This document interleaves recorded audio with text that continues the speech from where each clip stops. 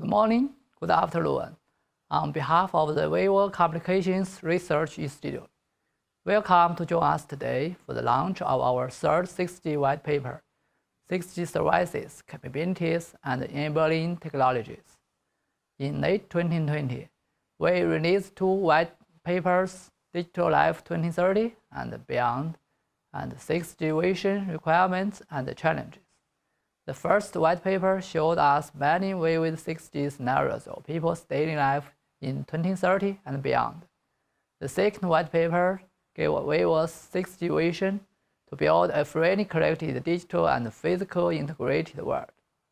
In this report, our experts explore the technologies we believe will shape our life in 2030 and beyond. It is an exciting time for our industry.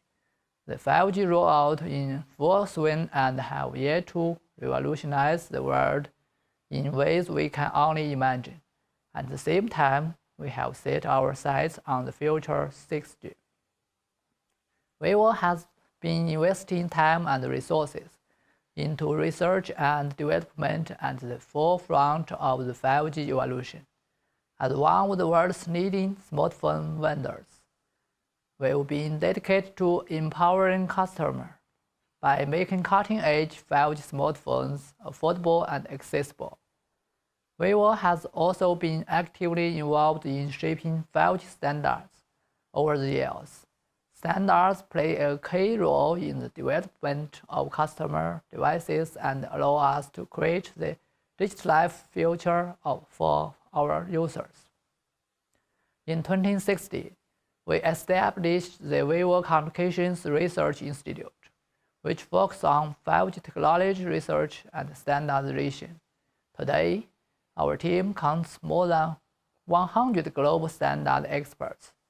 So far, we have submitted over 8,000 5G proposals to the third generation partnership projects, leading to 15 technical features and 3 technical projects being approved.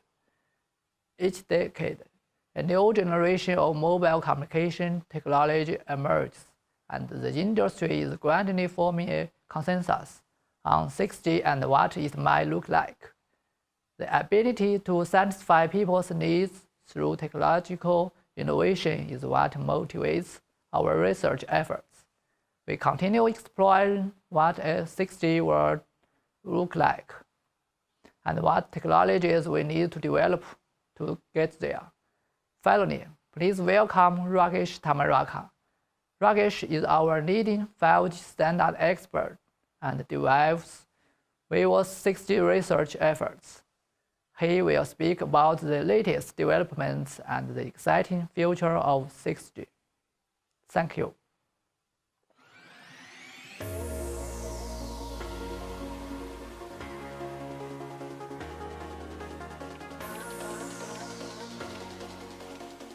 Hello everyone, thank you for joining us today. My name is Rakesh Tamrakar. I am a leading specialist at Vivo and responsible for company's 5G and 6G research and development. Today, I'm going to talk about the future 6G communication system. I'll present our views on what services 6G can potentially support, what capabilities are required, what technical breakthroughs are needed to make our 6G vision a reality. These points are elaborated in the white paper we are launching today, 6G Services, Capabilities, and Enabling Technologies. Let's start by exploring the background of wireless mobile communication technologies. To date, wireless mobile communication technology has evolved from first generation to fifth generation. A new generation is introduced roughly every decade. The first 4 generations mainly focus on human communication. The technology developed from voice only to voice plus text and then to multimedia communication. 4G revolutionized mobile internet, leading to a boom in data communication. But 5G is taking wireless mobile communication applications beyond human communication. 5G supports enhanced mobile broadband, ultra-reliable low-latency communication, and massive machine-type communications, opening up many new businesses and vertical industry application opportunities. However, the human desire for new ways of communication, entertainment, lifestyle, working environment, and public services does not stop here. And this is why we are already thinking about 6G. Available statistics show that data traffic in the past decade has seen a sharp increase, doubling in just 2 years. Our digital footprint has gradually penetrated every aspect of life: work, communication, entertainment, production, services, and more. Mobile communication has profoundly changed people's way of life, especially in the post-pandemic era. Smartphone users are expected to consume an average of 15 GB of data per month in 2022 globally. Today, we can easily connect with our loved ones anywhere in the world with high-quality video calls at minimal cost, which was unimaginable just 2 decades ago. And as we continue to refine the technology, we can expect the emergence of holographic communication or telepresence as early as 2030. This will revolutionize every aspect of life, including the way we seek and provide services, the way we work and commute, the way we produce goods, and the way we innovate with high efficiency and a low carbon footprint. With the development of 6G, it will be possible to narrow the digital divide and address the unequal distribution of opportunities. So, what kind of services and applications can be expected from 6G ecosystem? In our previous white papers, we presented our views on digital life beyond 2030 and the vision, requirements, and challenges for 6G. An integrated 6G network will not only connect humans to humans, but it will also connect humans to machines and machines to machines. 6G will help create a whole new digital world. We predict that hundreds of billions of devices will be connected by 2030. Every aspect of our lives will be connected via 6G system. Government services, healthcare, education, and entertainment will all be instantly available on smart devices with the touch of a finger. Industries, transportation, workspace, and homes will all be connected. More people will be able to work remotely. More doctors will be able to treat those most at need through remote treatment methods. And students from any corner of the world, many of whom who may not have had access to education opportunities, will be able to learn remotely. In addition to communication services, the 6G network will also provide computing services to smarter connectivity. For example, a terminal device will be able to request an AI computing service from 6G network to analyze the data it possesses. This kind of smart connectivity will help to provide sensing services for environmental monitoring, health monitoring, traffic monitoring, and more. 6G will expand basic communication services to support completely new experiences, such as immersive mixed reality and holographic and multisensory communications.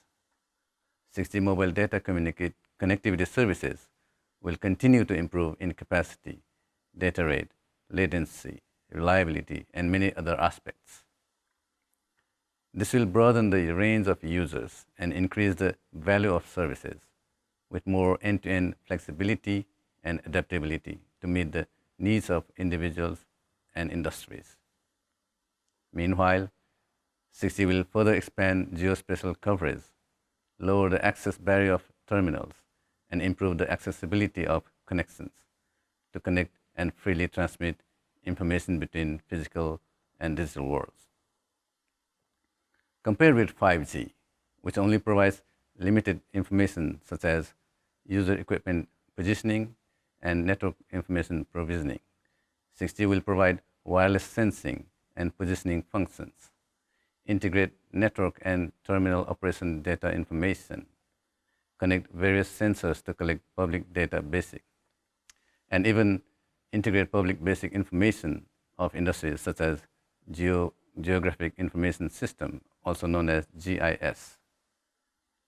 6G will support converged computing capabilities and provide converged computing services, including AI, through computational network convergence technologies.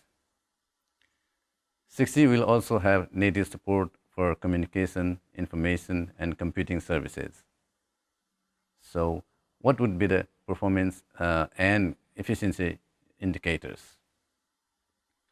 6G performance indicators refer to the achievable performance of the services provided by the system, which directly affects the service experience of users.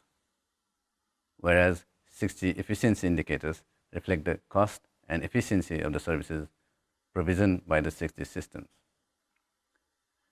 Defining reasonable 6G efficiency indicators is a prerequisite to ensuring the sustainable development of the 6G network. Compared with 5G, 6G will further improve communication capabilities.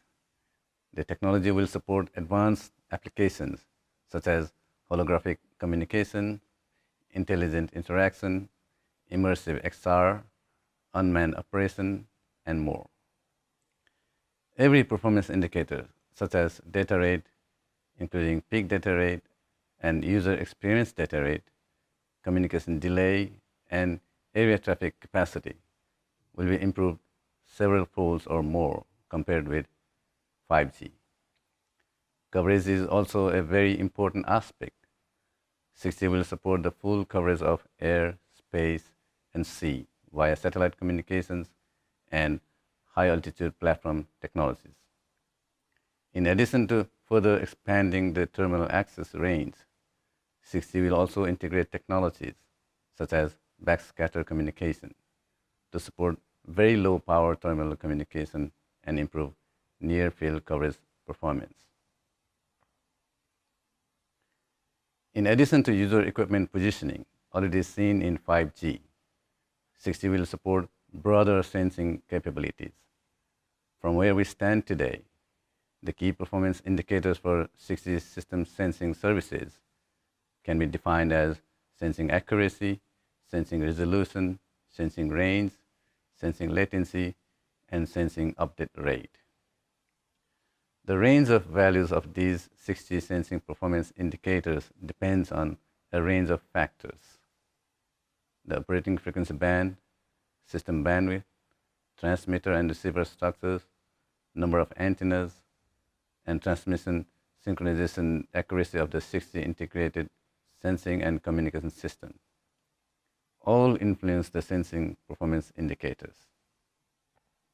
The right-hand side table here compares the system performance and indicators for various assumptions. For example, the central frequency and bandwidth. The measurement based on radar SNR calculation method and the sensing accuracy calculation method. Varieties of applications can be envisioned with the given performance requirements. On the basis of communication connectivity, the 6G system is able to provide integrated computing services such as computation offload, in-network computing, AI inference, model update, and training. AI performance indicators such as achievable performance, AI model complexity, conversion speed, generalization capability, data dependency, running time, and more all depend on the progress of the AI technologies. When it comes to defining the computing performance indicator of the 6G system, it is necessary to consider the scenario suitable for 6G computing, as well as the user density of 6G system computing services, computing business models, and many other factors, including the computing performance indicators of users. For interactive 3D virtual digital humans, preliminary calculations show that the computational requirements for rendering are expected to be no less than 10 teraflops for character expression of a highly precise, highly intelligent, interactive virtual digital human with significant amount of data to process. Further, assuming that the density of active users in the high-value scenario is 1 person per 5 square meters and the cell coverage area of 10,000 square meters as an example, the performance metrics required to support these application scenarios are shown here. 5G supports 3 categories of usage scenarios: enhanced mobile broadband, ultra-reliable low-latency communications, and massive machine type of communication. And 6G can further improve each one. We call them eMBB 2.0, URLLC 2.0, and MMTC 2.0. In addition, 6G systems may also feature brand new usage scenarios, such as converged computing, integrated sensing, and more.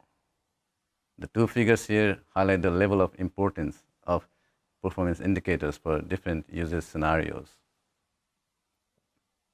So, what are the enabling technologies that will allow us to reach this new level of capabilities and services? From new network functionalities to new air interface technology, a whole range of technological innovations is necessary, including further enhancement of existing technologies.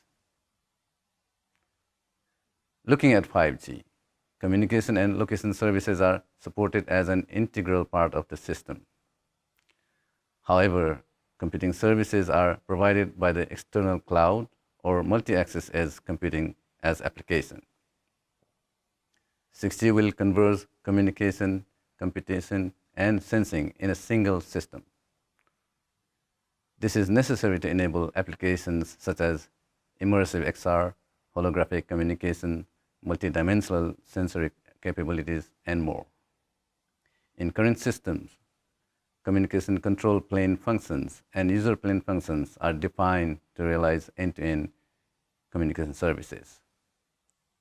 However, new network functions need to be introduced to support new services and achieve integration of sensing and communication. These include a sensing function, computing function, and data function. 6G will converge mobile networks with computing, cross-domain data interaction, and native AI networks. This requires a brand new system architecture design. The 6G network will converge communication and computing functions, which can provide services to users with high computing needs. Computing services include both AI and non-AI computing, such as AI model inference, video rendering, and more. 6G systems can better support computing data transmission by coordinating computing latency and transmission latency. Due to the distributed nature of 6G network nodes, widely distributed communication and computing convergence nodes can shorten the latency of computing data transmission and reduce the transport load of backbone network. For UE computing offload and in-network computing requirements, potential applications include virtual digital human, extended reality, and image or video processing. This UE can select the appropriate computing node and obtain computing services through the 6G system, which means terminal devices can be simpler, lightweight, and consume less power. Up until today, communications and sensing were 2 independent features served by 2 separate technologies. For example, a 4G or 5G system is only for communication, while a radar system is for functions such as speed measurement, sensing, and imaging. The 6G system, on the other hand, will provide a wide range of integrated communication and sensing services by utilizing millimeter wave and terahertz bands. This integrated approach will find applications in smart health services, smart traffic control, natural disaster prevention and response, and much more. We anticipate that both the 6G network and the terminal devices will be capable of sensing. For smooth integration, several aspects should be considered in the system design from the beginning. Notably, Waveform design should take into consideration both communication and sensing requirements. Multi-antenna technology should support high throughput and sensing functionalities, receiver algorithms, interference mitigation, and more. However, there are still many challenges. Some of the obstacles we need to overcome include joint optimization of network, channel modeling, and degradation of sensing performance due to nonlinearities. It can be anticipated that the 6G network will be a very complex system, supporting numerous applications and deployment scenarios. So the system design should be very flexible as well as simple to operate. AI can be an intrinsic part of the 6G system, enhancing network operation to further improve efficiency. AI can play a significant role in network automation, simplification of higher layer protocols, and flexible physical layer design. Networks, as well as terminals, can generate a tremendous amount of data, which can be utilized to train AI models to perform various functions for optimal performance. AI can also address issues such as nonlinearities in power amplifiers, nonlinear interference in physical layer applications, and so on. There could be different levels of collaboration involved between networks and terminals. We envision that AI will be an indispensable part of 6G end-to-end system design. Multi-input, multi-output, also known as MIMO technology, has been key to improving spectral efficiency in wireless systems. It plays a significant role in 3G, 4G, and 5G networks. 5G further supports massive MIMO technology to harvest the millimeter wave spectrum.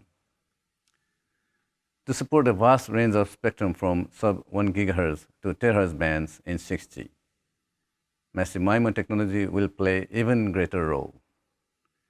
Spatial multiplexing of multiple layers of data transmission to efficient beamforming technology will be vital for optimal utilization of available spectrum. Deployment of an extremely large array in terahertz bands can extend the coverage for extremely high data rates, whereas distributed MIMO in sub-1 GHz allows seamless mobility and cell-free operation, which enhances the interruption-less ubiquitous network availability.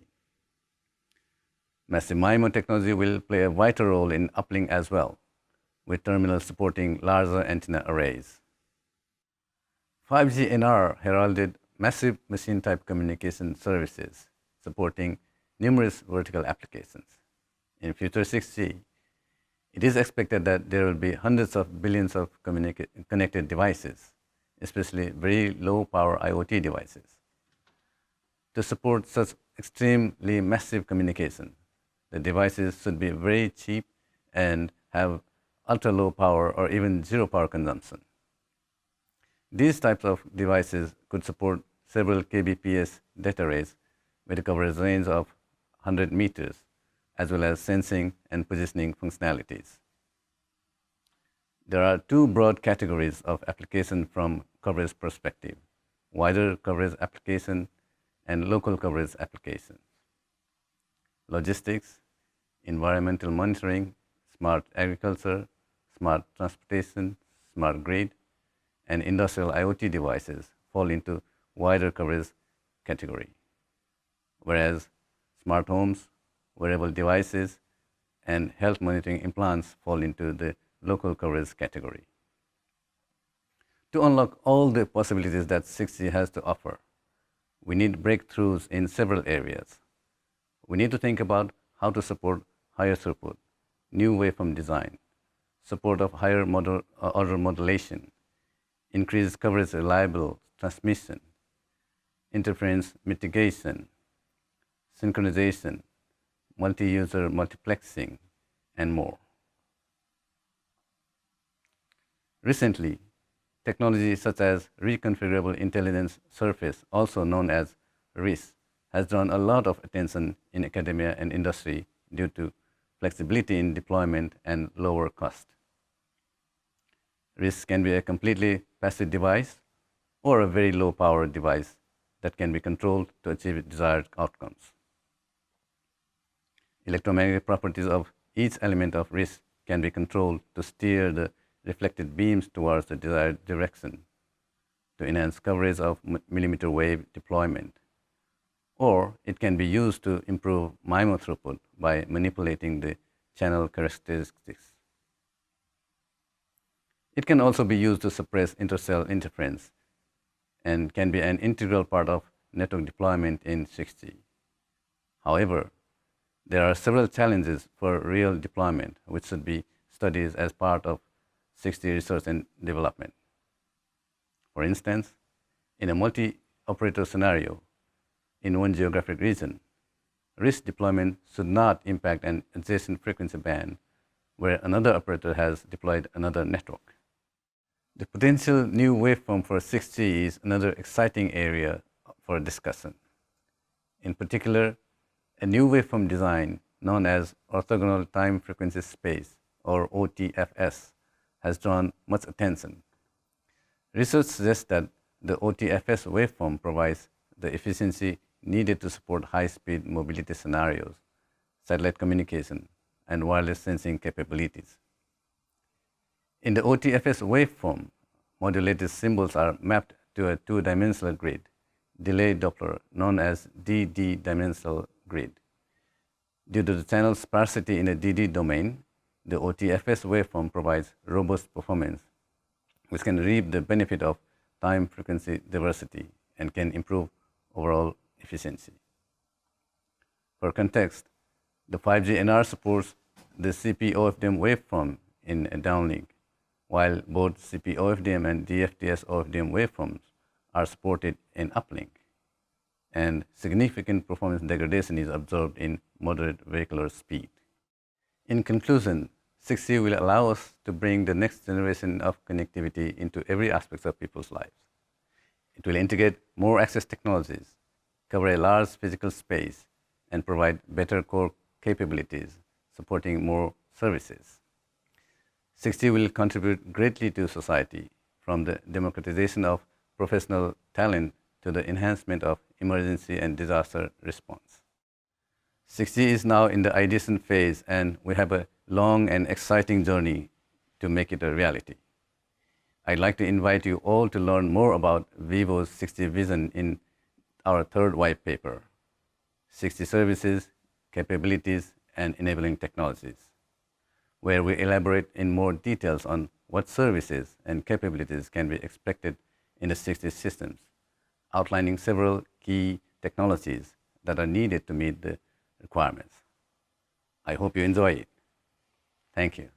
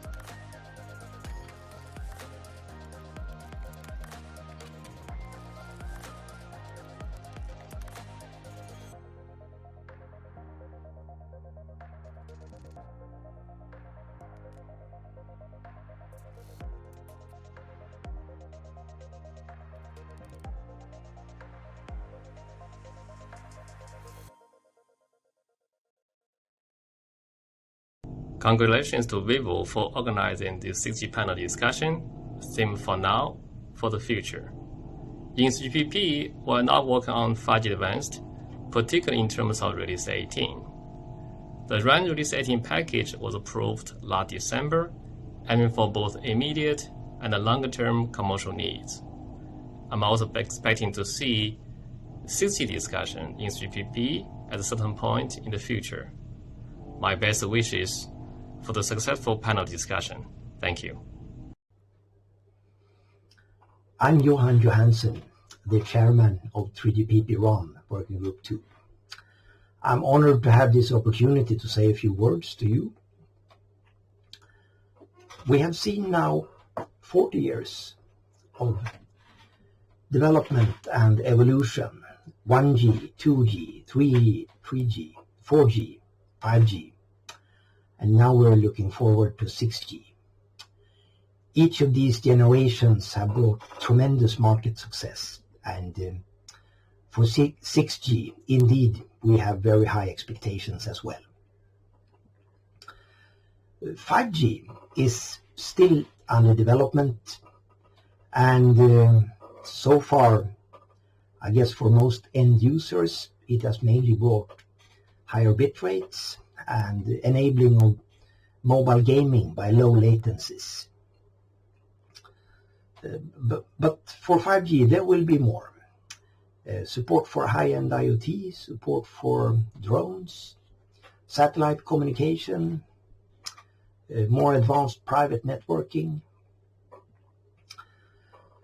But the main question for today is 6G. 6G, what will it be? From industry perspective, I would say there is no clear answer yet.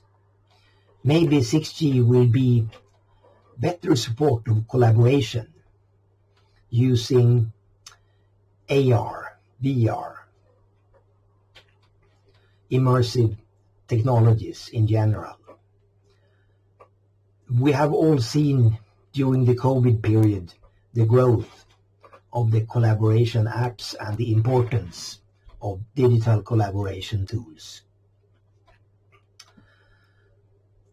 So 6G may bring better support for smartness, artificial intelligence, machine learning.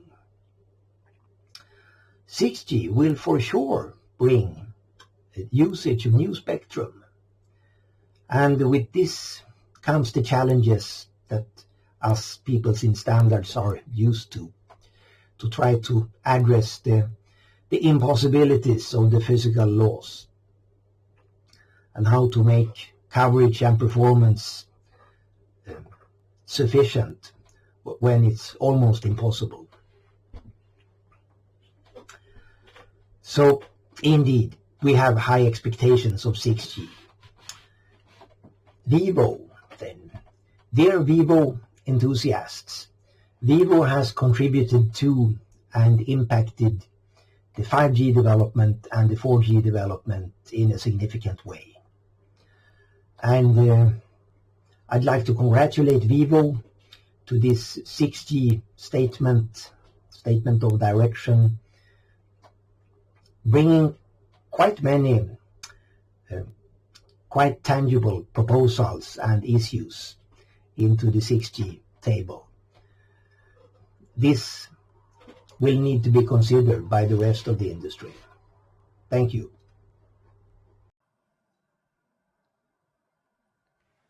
Thank you all for the wonderful words. We appreciate the recognition of our work. The development of 5G was and is an industry-wide collaborative process. And we know that collaboration will continue to drive progress as we look ahead to the next generation. At Vivo, we are proud to contribute to the industry's push towards a 6G future. So today, I'm honored to share this virtual space with leading experts from our industry and academia. Please help me welcome Dr. Juan Montoyo, VP of Engineering at Qualcomm's Corporate Standards Group. Juan holds a PhD degree in electrical engineering and has been working at Qualcomm in San Diego since January 1997.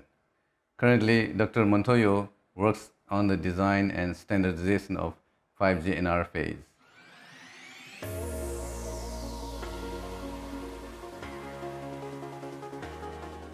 Okay, so hi everyone. Okay, so we move to the presentation already, right?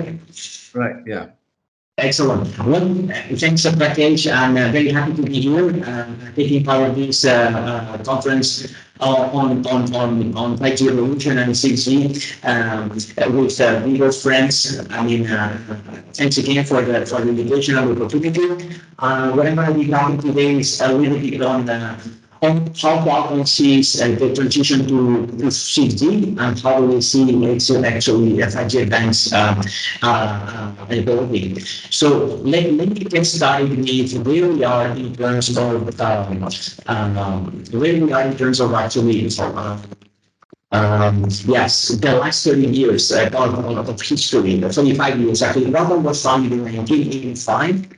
So, okay, let me just, okay, very good. So, as I said, I think Qualcomm just over 25 years. Qualcomm was founded actually 37 years ago. In 1985, and I've been also fortunate to try the evolution of wireless as it went from this analog to digital conversion on 2G, and then also the rise of the smartphone industry, which for a large extent is even replacing the desktop capability, right? And the smartphones today have the compute capability that many year-old personal computers would have. And then also wireless communication used to be something only for people, only for voice at point in time. We have also witnessed this transition to data connectivity as well as interconnecting things, right? I mean, this Internet of Things or this interconnection of everything with everything else. So it's indeed been a great opportunity to be involved in those. And if you wonder about where we are in terms of actually 5G, 5G keeps growing. It's a reality. In that sense, I think it should be clear to everyone. By now, we have over 220 operators which have already commercially deployed 5G. There are 275 additional operators investing in 5G. And then just to give you an idea, and this is kind of the cellular industry. Only in 2022, we are expecting to ship over 3 billion 5G smartphones. And if you look into the number of 5G connections by the end of next year, by the end of 2023, we will reach over 1 billion connections, which is, if you put the analogy, or in correspondence with what happened in 4G days, it's 2 years faster, so faster pace. And then between 2020 and 2025, we are expecting to ship between over 5 billion 5G smartphones. And then, well, by now, we already have over 1,300 designs, 5G designs, launched or so those are very impressive numbers, just speaking by themselves. What we have really seen is this drive of the digital transformation across industries. Cellular is not just about interconnecting people, it's about connecting everything with everything else. So we have transportation, manufacturing, industrial, retail, energy, smart cities, public safety, health, agriculture, entertainment. And all these are use cases that are indeed real enjoy the connectivity that 5G offers. So now, we really do how Qualcomm is contributing. Again, I think that Qualcomm, when they joined, we were building end-to-end systems. They were even actually, that was the 2G days of IS-95, where we were building the stations, the suites, even with the public telephone, also the base station, and then the terminal, the chipsets, right? So we kind of focus more and more on the chip design for the terminal side, but we are trying to get a little bit again into contributing to this what we call connected intelligent edge, which is also putting a little bit of emphasis on the radio part of infrastructure. So this is effectively we want to see a convergence of wireless connectivity, efficient computing, and distributed artificial intelligence, and basically, in a sense, unleashing this massive amount of data to fuel our digital future. So, again, we call this intelligent edge, which is effectively just trying to bring more smarts towards the edge of the network, and later we will see a little bit more into how we have seen this cloud evolving over the years, over the generations.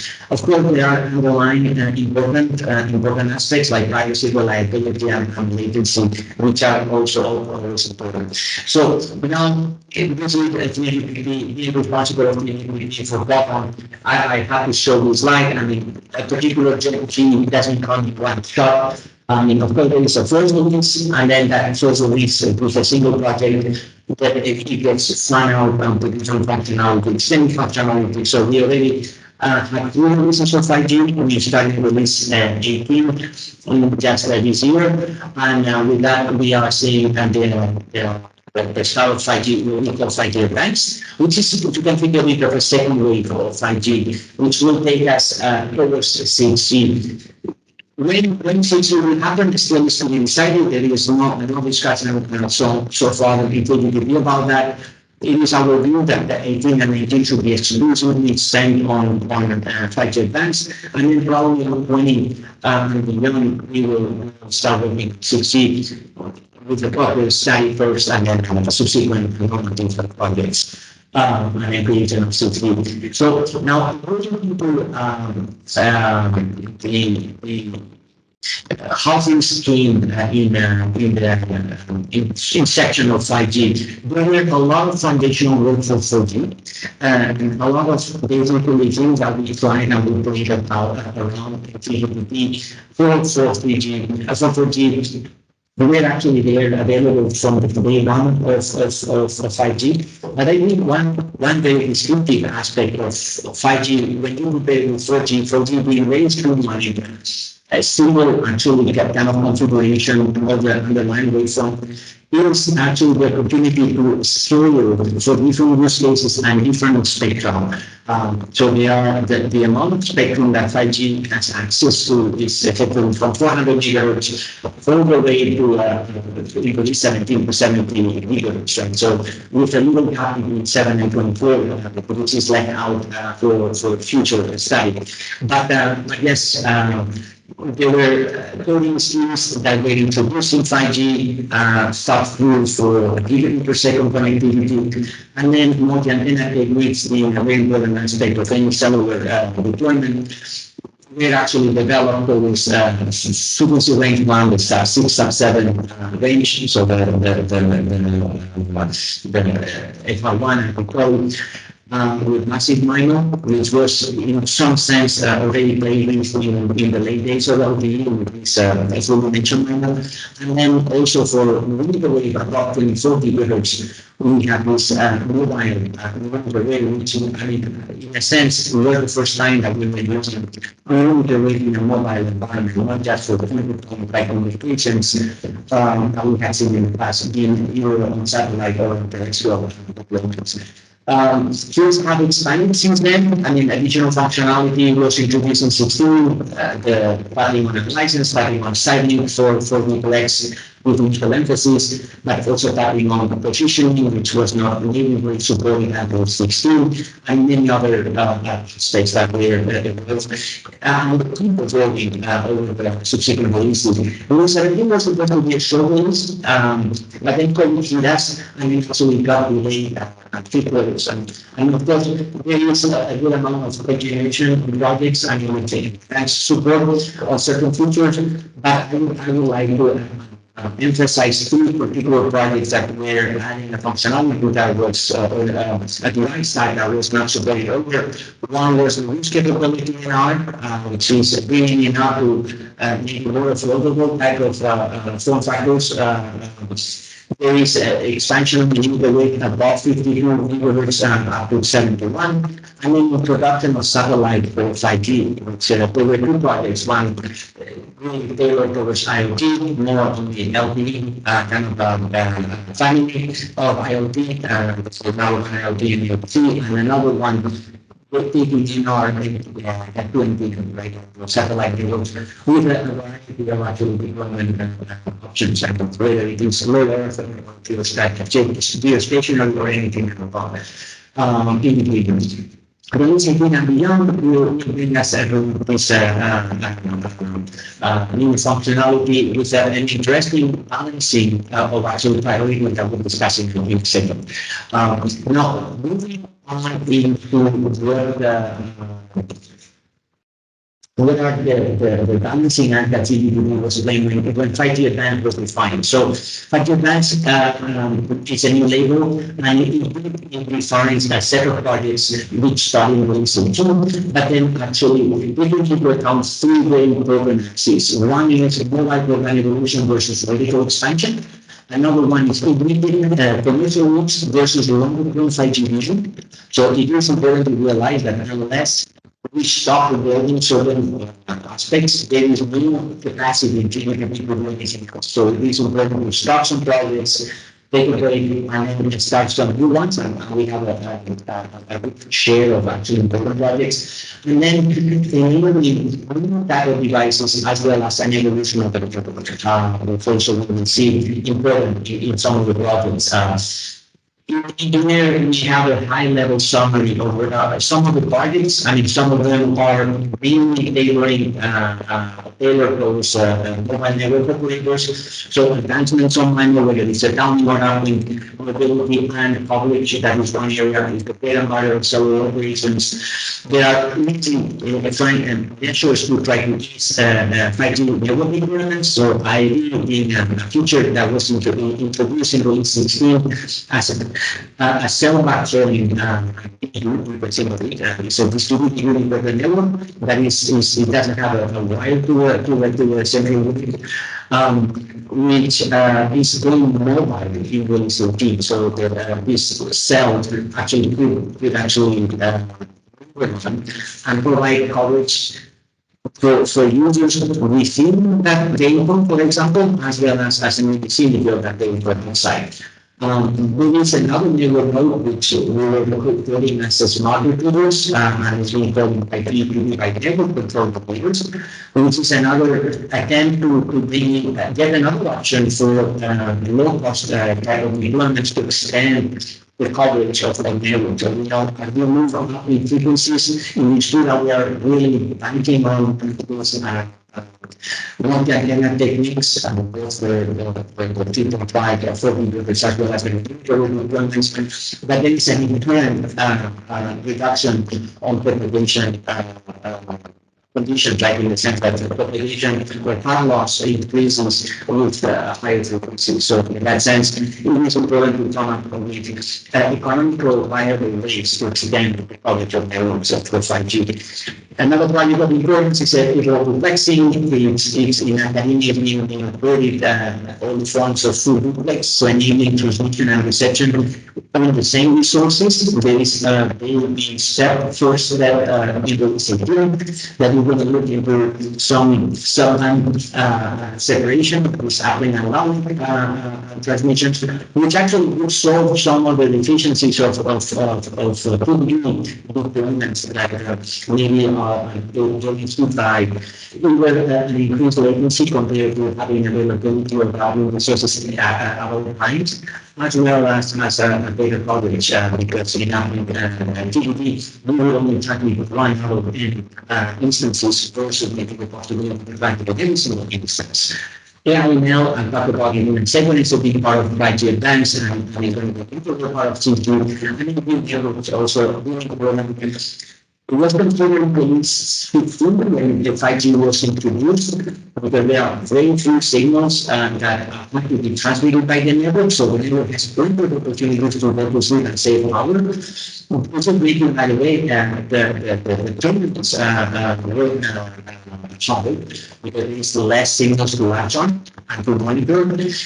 But then in release 18, we are have this project that we're looking to how to model this energy consumption in the network side, as well as how we're going to try to improve it.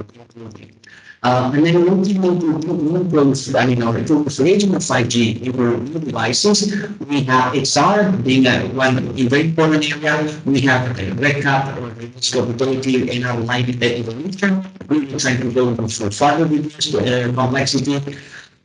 I talked about cyber being introduced in 2016. We got over in 2017, and we want to really explore it and then try to find use cases for 18 and above. And then, well, enhancements on provision, enhancements on multicast, and then enhancements on other type of communications, terrestrial, so drones, as well as satellite communications, with some important enhancements and to just make them even more effective. So now, if we look into zooming into 5G AI, so again, I think this is going to be a good segue into the next discussion on 6G. So AI is being discussed in creativity for some time. It came to the radio groups for the first time in release. It's a project that actually has a pretty complete objective. First is we identified when we developed in the project a set of use cases, and we want to now zoom in and get them as complete as possible. But some projects, interface projects, were identified as CSI feedback, so channel scale information feedback, good management, and positioning accuracy. And then we're going to look into those as effectively either use cases for how PDPP would enable getting improve effectively end user experience, right, and improve performance. Considering potentially non-conventional implementations that would rely on these artificial intelligence algorithms, right? So there will be a lot of discussion on the models, the application itself. There will be an understanding of what will be required to describe. There will be also some discussion on how we're going to evaluate the performance and how we compare with respect to, as I said, conventional type of techniques. And then we will try to see where is the specification, how will we need to chime in and show the impact in the specifications. I mean, to some extent, it's a really open-ended, but I think open-ended in the sense that nobody knows to the full extent how much we will expose out of this AI and ML video kind of solution space. But there are certain aspects that for sure will surface at the very least some configuration, some actually how are things going to be tested, how are things going to be operating, and several other aspects like that. How much, how PDPP will enable the possibility to either exchange models or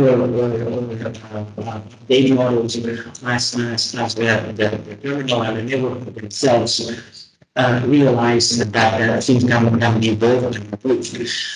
There is another part importantly also for AI now, which basically resides just beyond the network, which effectively it's an evolution of this data collection where the devices will send data to the network and the network will actually try to make sense out of that to make intelligent decisions on certain aspects. So the mobility, the load balancing, and energy savings are being considered as three main use cases.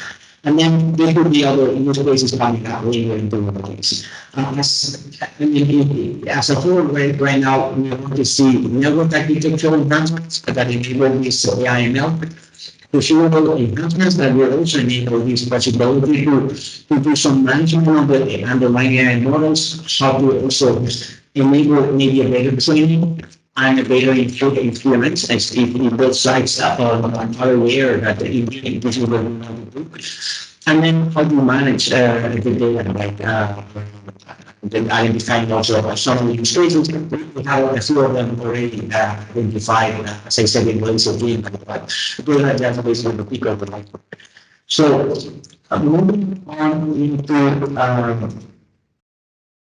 another area which I believe was important for the audience is to work with diverse IoT devices and services. Yes, there in our area, we have industrial IoT, we have regular IoT, we have, let me just maybe try to start from the top. So industrial IoT is very micro-focused, very reliable, low latency, and then we sensing and network operation. So fixed links, for example, are crucial, right?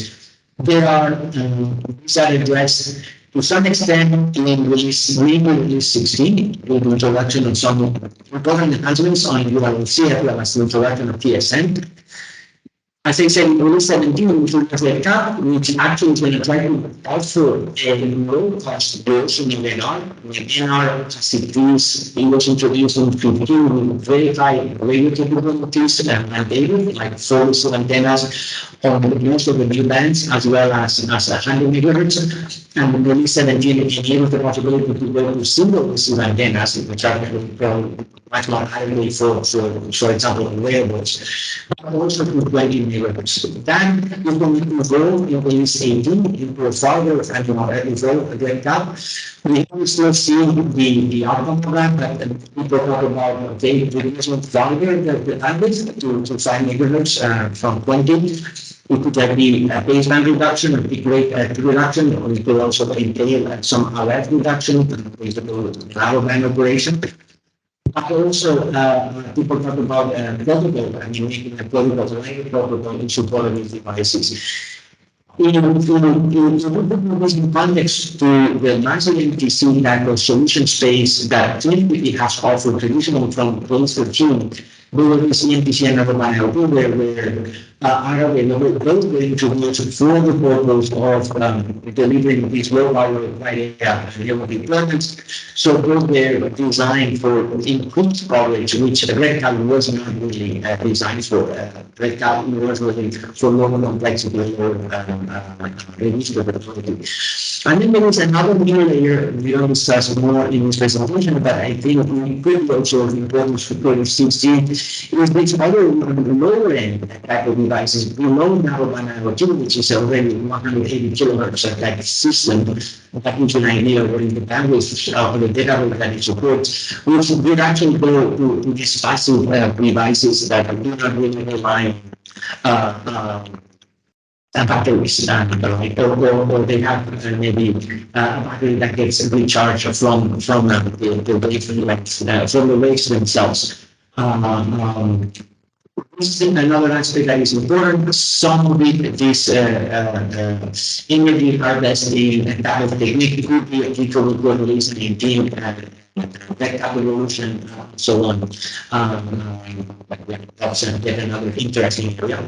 Moving on, now getting into the transition to CBG, we have a physical world. Everybody is fully aware of what the physical world is about. We divide that physical world to make it consumable to things, to machines, right? And this creates this digital world. More and more now we are doing this distribution, or we call it here spatial configuration, to make it also consumable to human beings. You know, make the physical world into what we call this virtual world, which effectively enables these immersive interactions and effectively takes this human communication to the next level, right? So we believe this gets introduced in 5G Advanced with some of the XR applications, but this will be from day one available in CP. It's these real human interfaces are present with physical digital virtual. Now, this I mentioned very briefly over the cloud and the role that it plays into the network operation. I do go back to 4G days, maybe there were more and more regional clouds. We have seen this getting closer to the edge, renewable edges getting introduced for certain applications in 5G. And then actually we could even think that some of the applications on this convergence of ways that I just mentioned will really even require a closer cell side even edge, where compute will be somewhat in between the terminal devices and that cell side edge compute capability. Which I thought it was interesting. Now, in order to do something, there are areas of evolution where we see advances are needed. And new generations come roughly every decade. There are advancements in RF, there are advances in compute. There is a more solid disaggregation of the radio. There is this machine learning component, a native machine learning component, where the radio and the learnings from the radio will actually modulate, reproduce the way it's sent over the air. And then, of course, advancements on silicon and material technology are of importance. Advancements on temperature phase, we still have to see with AR, XR glasses or technology displays or goggles becoming mainstream. I think we will see this in the next years. And then power, right? I mean, power is critical for the network. It is critical also for some devices, in particular these new form factors like glasses. And then, of course, multimedia, display, graphics, and so on. Like, then we see all those applicable to, again, extreme evolution of XR experiences, improve flow of vehicles, and then new topics that have been identified. So these are the 6 pillars for 6G that Qualcomm now believes are of importance. One is, again, this AI ML power end-to-end communications, this spectrum expansion and sharing. So we are going to, of course, tap on this, high frequency, 100 megahertz, but also we will try to see an expansion of this coverage area to higher frequencies, right? Because the coverage areas right now typically are every bands, they're lower than the lower side of the spectrum. The bandwidths are typically very limited. We will probably see expansion of this vertical group for environmental awareness. And then on radio, of course, everything with energy will be up for discussion, the typical waveform as well as coding, but also how do we expand these monopoly needs and how do we do this very high spectrum of operation like it's being managed like how we currently do for the network. Emerging models is something I already mentioned. First of all, we need to go virtual to enable these massive interactions between human and then world around them. And then, scalable network architecture and communication resiliency. Another very important aspect with every generation is this security. So there are robust resilient security, basically intolerant to failures and attacks. I mean, there's aspects like the post-quantum security of importance for 6G. And we will now wrap it up, just to wrap it up, we see a continued evolution. As we said, more and more we are hearing two aspects. Another aspect, by the way, is ease on deployment. There are all these new materials, there are these reflective intelligent surfaces, and many other type of nodes that will actually surface into the new deployments that actually seems will offer. But the 5G is evolving. We are entering a new chapter with 5G Advanced, and those will take a direct impact or direct. They will have and we will offer a direct impact to the day one of 6G. And I think on this, I will just complete the presentation. I want to thank you all, and then open up. I don't know whether we have any time for any questions or thank you.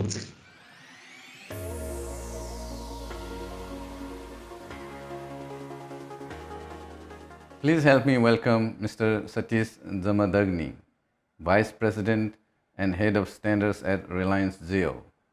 Satish is also the Vice Chair of TSDSI, India's Standards Development Organization.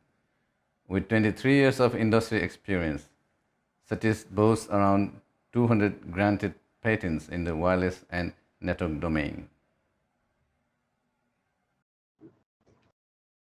Thank you, Rakesh. Thanks for the opportunity. So let me start off with 5G. Some of the learnings that we had from 5G and how they can influence the 6G specifications going forward. So some of the key observations that we had from 5G are related to some of the most fundamental aspects of any wireless telecommunication network, which is spectral efficiency gains, which are offered by the technology, and some of the issues like coverage, concerns on coverage. So these are the two major aspects that we have looked at very critically. And what we find is, in comparison to LTE, and you can see that the comparison between LTE and 5G NR from a spectral efficiency perspective, we see that both the air interfaces are same. So essentially, we are seeing around 15 to 20%, depends on the nature of implementation of the scheduler and other things, but something in the order of about 15 to 20% gains. Now compare that with some of the cost figures that we get to see in comparison between the two, LTE versus, there's a substantial increase in the cost figures. So there has to be a proportional increase in the spectral efficiency for it to make business sense. And that's one of the key understandings that we have acquired so far from 5G trial or 5G analysis perspective. And this is one of the key learnings from 5G. When you go to 6G, we want to have the spectral efficiency and some of the coverage issues to be orders of magnitude higher than what we find in 5G, irrespective of the nature of the band deployment. There are technologies available which can enable this, so that's not so much of a concern. Say, for example, if you go from mid-band to higher band, there's still ways in which the spectral efficiency and the coverage concerns can be met, because in some sense they both go hand in hand, because spectral efficiency, sometimes you can meet the spectral efficiency in the center of the cell, but not necessarily in the edge of the cell. So you need to have coverage and spectral efficiency concerns going hand in hand. There are ways in which it can be done, and from a 6G perspective, there has been discussions with respect to intelligent reflective surfaces, essentially some kind of a relay technology which will enhance the cell coverage area or the cell diameter or radius. This is one of the key first observation I'd like to put forth. The other key aspect is the cost of deployment of 5G. If you look at the cost of deployment of 5G, these are GSMA numbers. So it is estimated that globally, if LTE coverage has to be met by 5G, something around $1.3 trillion has to be spent.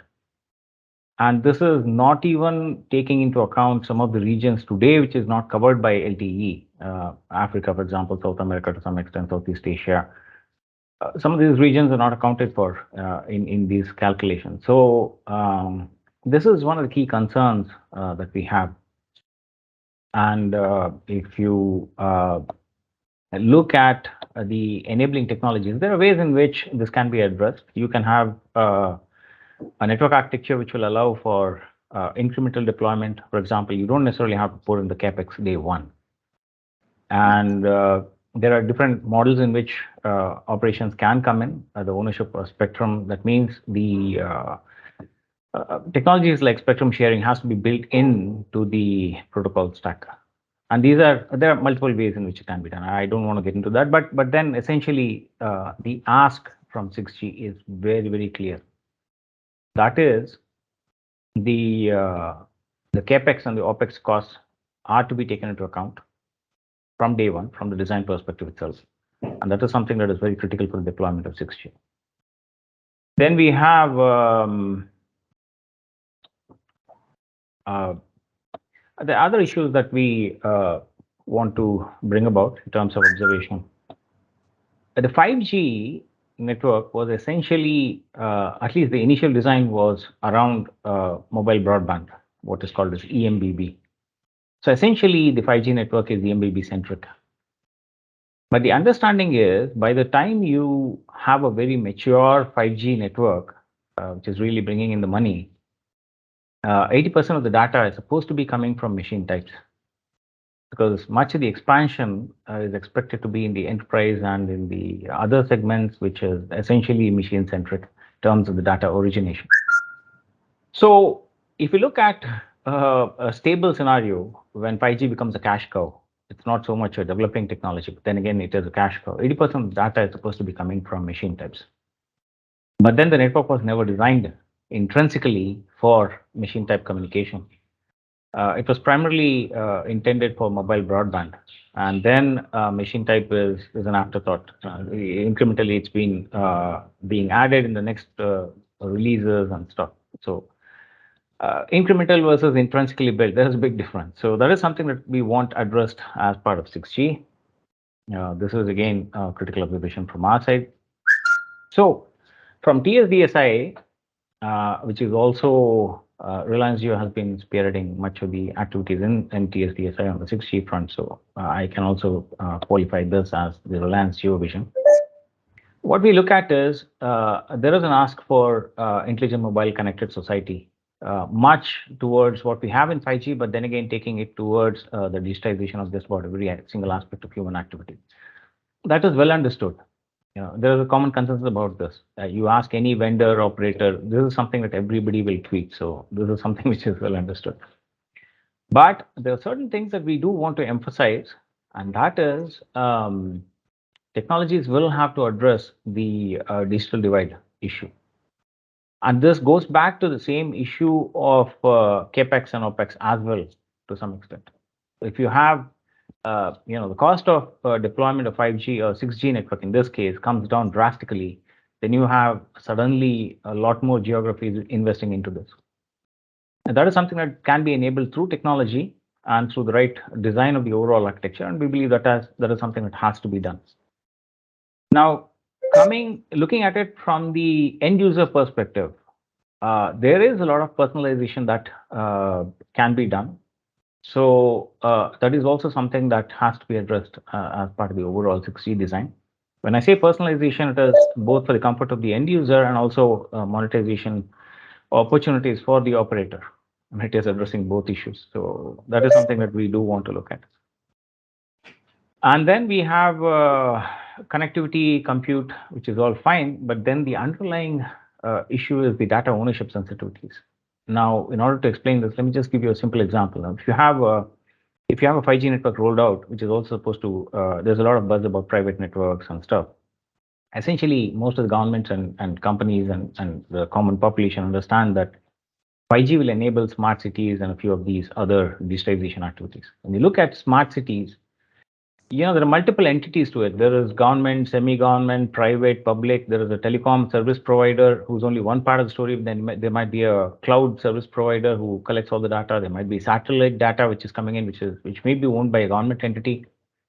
And then there are departments like pollution board and other entities which are government owned. So essentially, you have to bring all of this data together. That means there is a host of data sensitivities, data ownership issues, data issues that will have to be addressed. If, say, for example, a 6G network will have to intrinsically fit into these kind of deployment scenarios. It's very critical. It's very critical. And this has to be built into the protocol stack. I mean, it cannot be an afterthought where I throw open a certain set of REST APIs and job is done. It doesn't work that way. This is something that has to be very critically understood and built into 6G, because this is what will enable true digitization, and 6G will have to enable this. And getting into the details of each of these so-called pillars, as I explained, 6G network is not going to be just operator to consumer kind of a business. It's going to be business to business. It is headed in that direction, or it is the wish list is that it heads in that direction, because it is from a business point of view, it is far more lucrative, and it includes a lot more opportunities for all incumbents involved. So this is one of the key issues that we look at. It's going to be some kind of a heterogeneous network. It's going to be some kind of a network of networks. I'm using these terms very loosely, but then they can actually be pegged into specific network architectures. There are technologies available to enable this. So that is something that we're keenly looking at. Having said that, there is a certain specific way in which networks will have to evolve from day one if you have to include application, the gamut of applications that we see here, holographic communication at one end, extreme high bandwidth requirements to extreme low bandwidth requirements for IoT devices, sensors, all of them having different data ownerships, which is an additional thing over and above what we can accommodate in the existing network architecture. And these are things which will have to be taken into account. A digital divide, yes, this is very critical for us. So what we visualize is this is a combination of multiple technologies, all the way from your open RAN, openness, to your ability in the network architecture to allow for slow growth, add-on growth, or what we call as small growth. It should also allow for additional issues like account for spectrum sharing, because spectrum is one of the biggest concerns. Much of the cost of any network affordability actually goes into the spectrum purchase.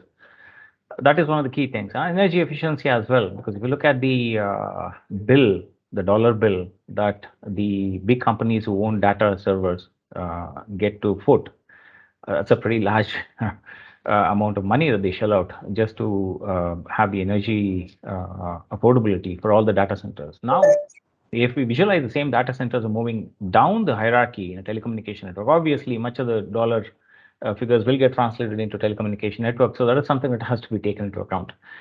And not everything in this energy efficiency factor is standardizable. There's a lot of other things which goes into it, but then there is a substantial amount of standardization. It can help. So we keenly look at this space as well. And so there's been a lot of discussion about AI, inherent AI networks, which is 6G. But if you look at it that way, I just want to give you one context from the Indian perspective, not necessarily India. I mean, I'm familiar with this geography, so I'm just quoting this. But then again, even Europe, for example, there's so many small countries, localized cultures, localized habits. If you look at the intrinsics of AI itself, there are two aspects to the AI. Generic AI algorithms which we find today that has to be understood. One is specialization and one is generalization. If you say Google has a data center somewhere in the US and all of the world's data is getting accumulated there, and you run the algorithms, it gets into a generalization mode, which is a hodgepodge of cultures, understanding. It's a gross generalization. It can never be a generalization which comes out from specialization. So AI algorithms always work best intrinsically on small sets of data specific to a certain geography. When I say geography, I'm also referring to the specific cultures and whatever food habits and rest of the stuff which comes in, and that the origination of data adds up to all this stuff. So this is one of the key things that will have to be taken into account. So the whole notion of specialization has to be addressed, or it intrinsically adds up if we have a hierarchy of network kind of a hierarchical structure built in. That means there's a data hierarchy built into the network architecture itself. Then you have a realizable intrinsically an AI architecture which renders itself to the intrinsics of AI algorithms. And that is something that we would like to keenly take into 6G in terms of the overall architecture. Make sure that it is built such a way that all of these issues are addressed. And just continuing on the same lines, we can talk of, in order to enable all of these things, we can talk of network of networks, hierarchical data / telecommunication network, data breakout mechanism, so that enterprises can break out data at any point in the network based on the data ownership and other concerns that there may be. And today, edge is a centralized entity, even though it is supposed to be edge. It is still part of the core network, visualized as part of the core network. Theoretically, in theory, you can always drag it back into the RAN network. If you look at the 3GPP 5G architecture, that's how it is. But then, see, it is more on the paper. You don't find vendors even remotely looking at it in that direction. So, a couple of more emphasis on the use of AI in 6G. Of course, we want AI built across the stack so that we can not necessarily use AI for the maintenance of the network, but also be in a position to give AI as a service to other entities or applications which are sitting inside the network. For example, in our data centers or in the edge or whatever it is. So that having said, of course, AI has its role to play in automation and AI analytics. That means the self-healing or the self-maintenance of the network is also very critical from a dollar perspective. That's also something that has to be re-emphasized. It does continue to tread the path, and this is something that we continue to look at 6G to make it more intrinsic. Now, there was a base 3GPP specification, and then there was a ORAN forum which was constructed, ORAN Alliance, which was brought together in place. And then they came up with something called as a radio intelligent controller, which is much of an afterthought. Some of the concern still remains, because once it is an afterthought, you always have to interface and what is the data available for such an entity which can do AI, how much of data you can push from an existing 3GPP network to an external entity, security issues, and all these things are there. Not that they cannot be addressed, but then it does exist, of course. So essentially, we want to have that intrinsically built into 6G. And one of the other key aspects, which I think there is general consensus, especially because you've attended the ITU sessions recently, there seems to be some kind of consensus across all the incumbents or the interested parties in trying to merge communication and sensing. Because today, especially if you have a massive MIMO system, 5G is supposed to be a massive MIMO system, you can always have a certain amount of sensing capabilities built into it. And this obviously opens up a lot more opportunities for the operator and for the end user as well. So this is something that's an aspect that we will look at very keenly from a 6G perspective. There are multiple ways of doing sensing. Sensing, this is a discussion which has already started in 3GPP, but then it's going to take a lot of time, which goes into. One can even think of, you have communication radio sensing, and you have image sensing, all the way from fusion of such kind of data to just having radio sensing, which makes a lot of sense and still can cover a lot of application use cases. Just a small understanding of a small note on what we understand on the spectrum for 6G. Though there is a lot of discussion around terahertz band, but what we see is for 6G, we still need some kind of a mid-band spectrum to anchor 6G. We will always have millimeter, we will always have terahertz, but those are the fringe elements. You will need to have some, sane band on which you can anchor the technology, and that's going to be the mid band. When we talk of spectrum in 6G, this holds some significance, because there's a lot more that can be done, actually. There are a lot of technologies with respect to self-interference handling, which is improved over the years, which we call as full duplex.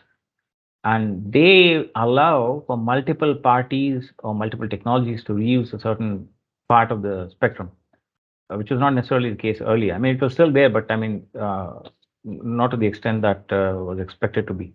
Now we have all those opportunities. Now, how do they play out from a spectrum point of view for 6G is something that has to be looked into. And if it has to be enabled, then obviously it has to be built into the protocol stack. That means spectrum sharing and whatever other mechanisms that needs to be handled will have to be handled at the specification level itself. And this is one of the key elements for us. Spectrum is a concern. A lot of times, spectrum, non-availability of spectrum, or early allocation of spectrum to some areas, which is not necessarily revenue earning, but then it has been allocated, so it's just stuck, kind of a scenario, can be easily handled with these kind of technologies. The owners of such technology development will be on 6G. I just want to talk about a few other things, issues. One of them is UAV. Just taking a specific example. Why I talk of UAV, because this also lends itself into what is also being termed as a codeless network. Codeless network primarily because it has multiple use cases. Fairly independent, that means you can have quick private network deployments, you can have disaster recovery and all those things. Then again, UAVs also. I mean, today UAVs are not fully realized because you really don't have any base station flying out there.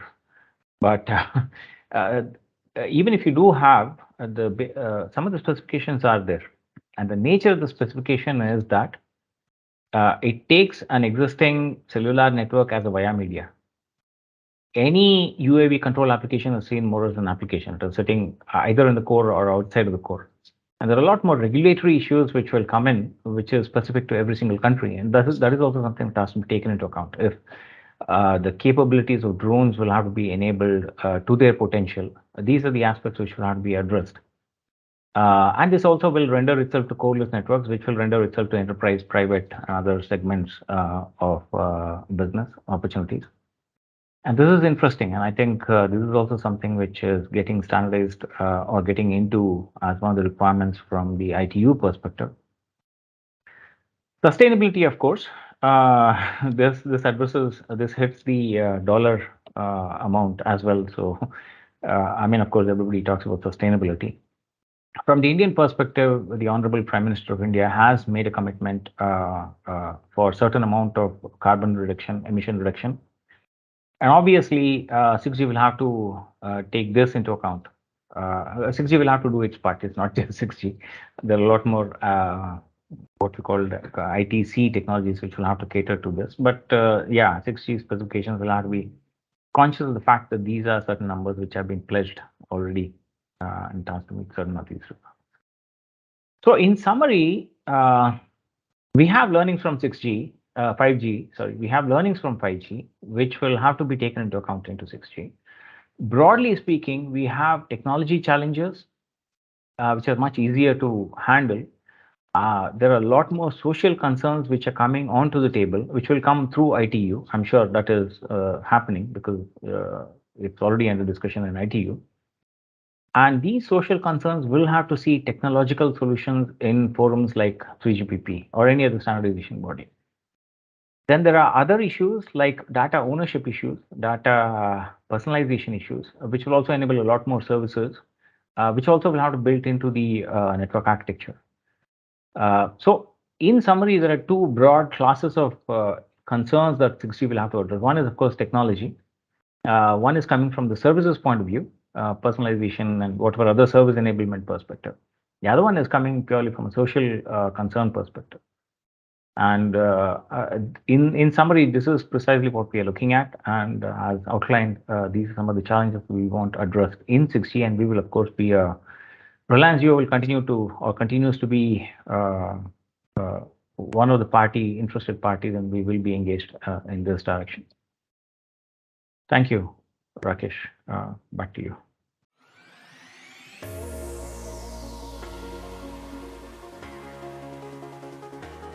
Please help me welcome Professor Ta-Ching Chang. Chang is Chair Professor at Peking University in China, with over 280 technical papers published in leading conferences and journals. His work on context model and Wi-Fi based sensing theory is widely accepted by the pervasive computing, mobile computing, and service computing communities. Okay, very good afternoon, everyone.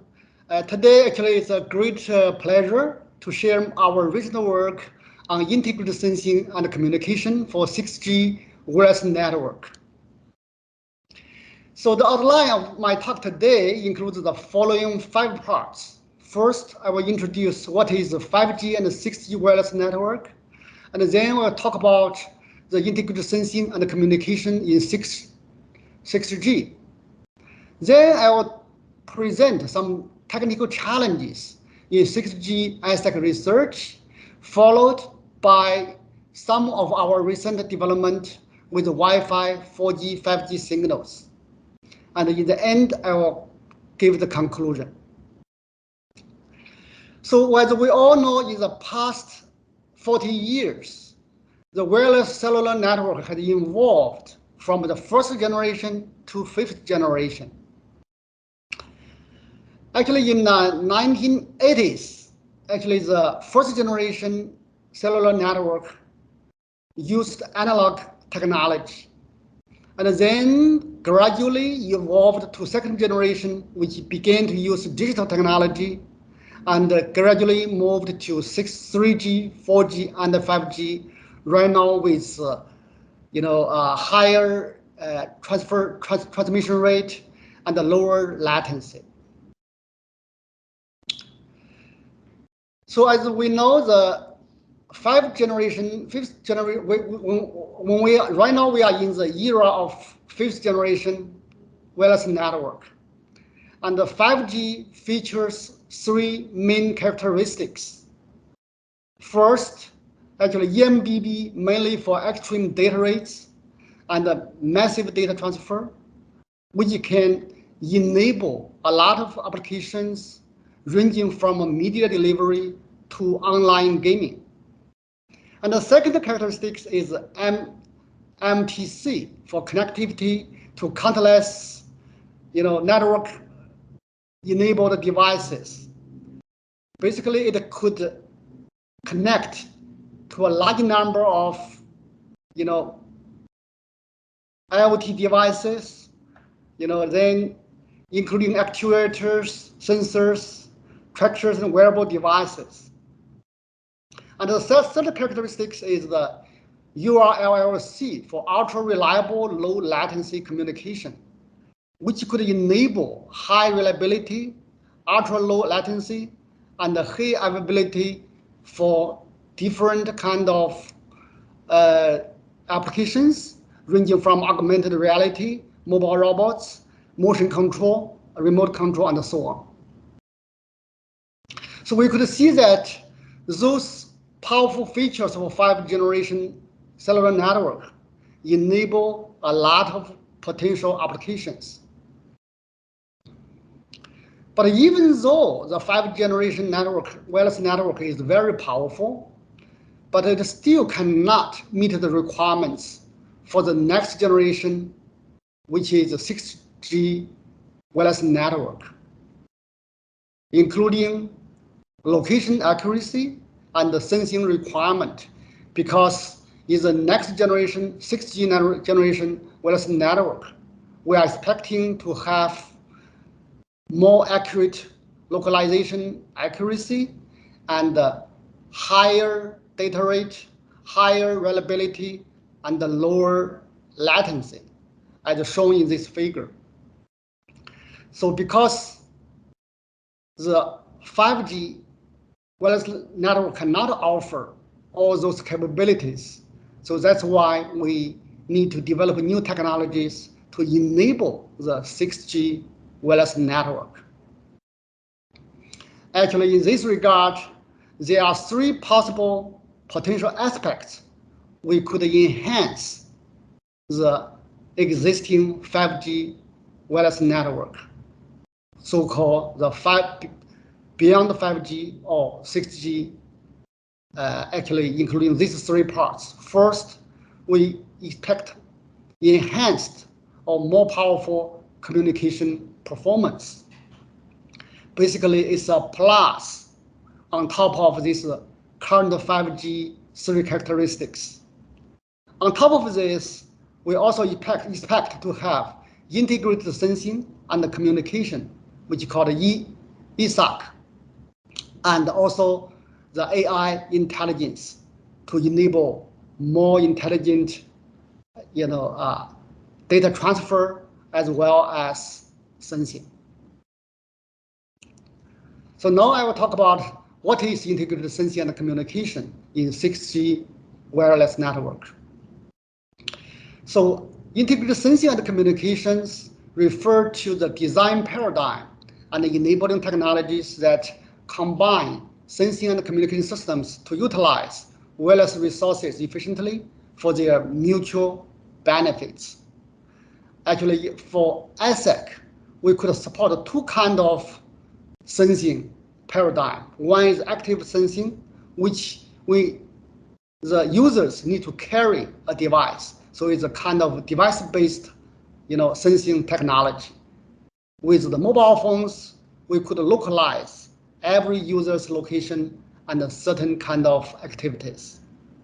And another type of sensing paradigm is called passive sensing, where the users do not need to carry any devices. So it's called device-free sensing, where the users just move around in the environment, and we can sense the user's location as well as their activities. Besides localization and sensing, also, for the integrated sensing and communication, we need to consider, several scenarios. The first scenario actually is the transmitter and the receiver, they are co-located. In such a case, it looks like a radar, and it can sense the human being and the vehicles in the surrounding environment. Another scenario actually is distributed transceivers, where the transmitter and the receivers, they are distributed, located in different places. In such a way, we need to collect information from different receivers for sensing. In the above two situations, in the above two actually scenarios, the communications could help, the sensing in several aspects. First, using the communication wireless signals, we could enable a lot of sensing applications, ranging from localization to physiological, kind of parameter monitoring, vital sign monitoring, to environmental monitoring, human sensing, vehicle sensing, and so on. So basically, using the wireless signals, we could support a spectrum of, different sensing applications. On the other hand, the sensing could also help, communication in different ways. For example, we could adjust the communication system parameters using sensing information.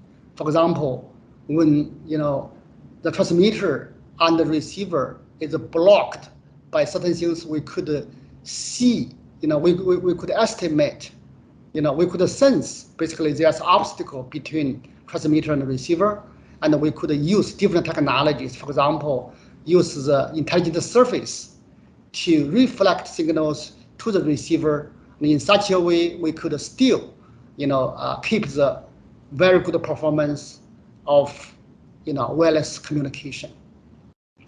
Besides this, we would also could use the sensing context for beamforming, so that we could focus on certain, direction and a certain, object, so that, we could enable, wireless communication and, sensing in a certain, direction. So for integrated sensing and communication, there are different levels for integration. Basically, the wireless sensing and the wireless communication, they could share the same RF resources, share the same spectrum, because spectrum is very scarce and very expensive. The second level actually is shared hardware, because both sensing and communication need to use wireless signals, so they could share the same set of transmitters and receivers. We could also share the signal processing methods for transmitting signals, for sensing, and for communication. Besides, we could also do a joint design of signal waveform as well as the protocols for sensing and communication. In such a way, we could enable the sensing and communication. They could help each other, on their respective results, based on their respective results. Just now I talked about the integrated sensing and communication in beyond 5G or 6G. Now I'll talk about the challenges we expect to meet in the 6G ISAC research. there are 4 different challenges in this in 6G ASIC research. First of all, we need to design or consider the CSI sampling, considering trade-off between sensing and communication.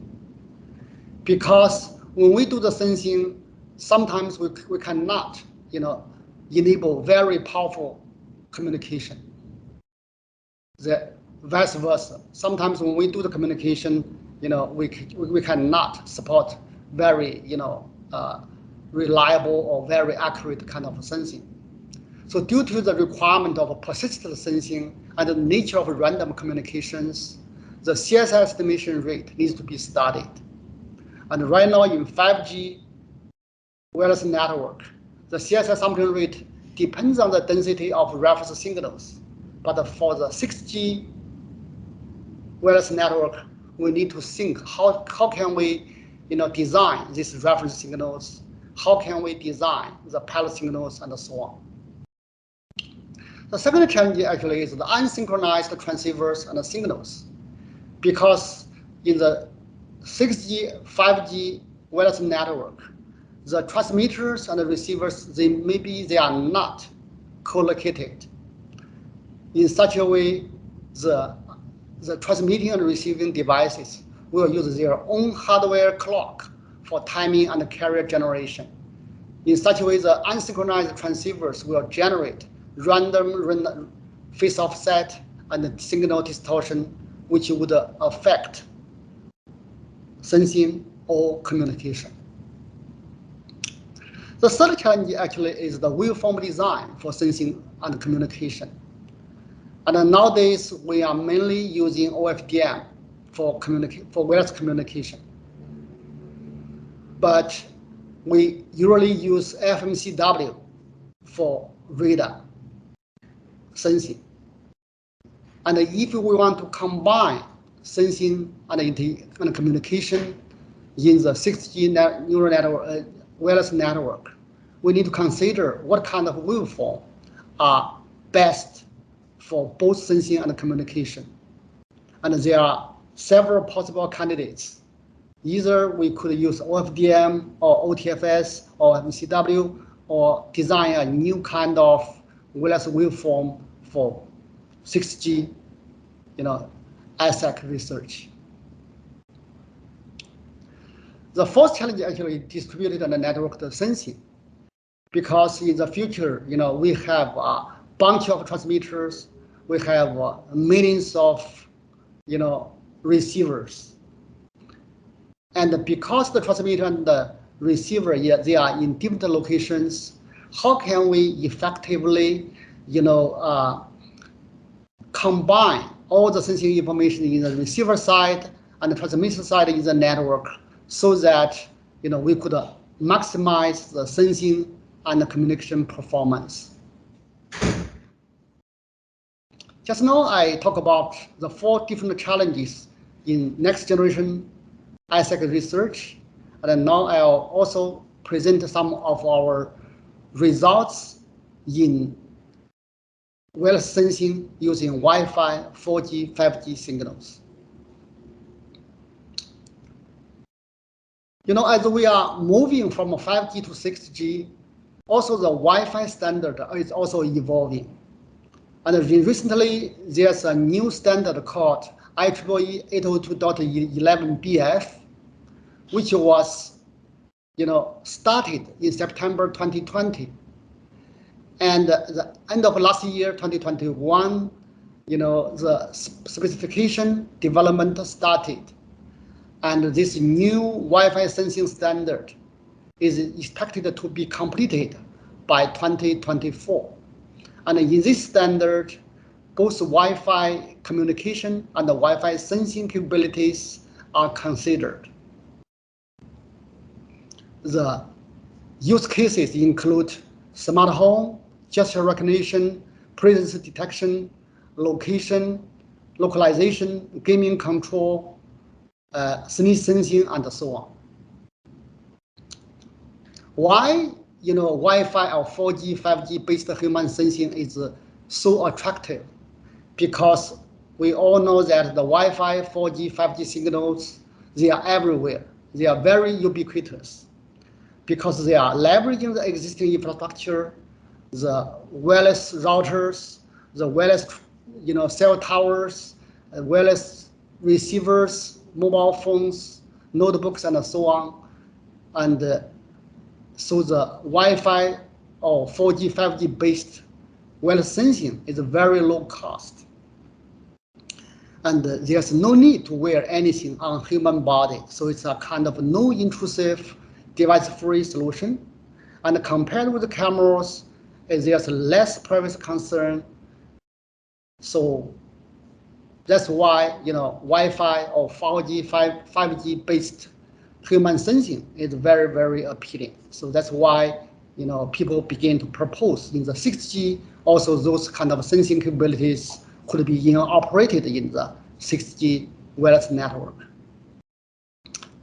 In the last 8 years, my team has been working in this area, and we have developed various systems ranging from respiration sensing using Wi-Fi, 4G, 5G signals, or heartbeat monitoring, or gesture recognition, or continuous activity recognition, and the localization and tracking in the indoor environment. We have developed various systems, and those systems could be seen in the next video.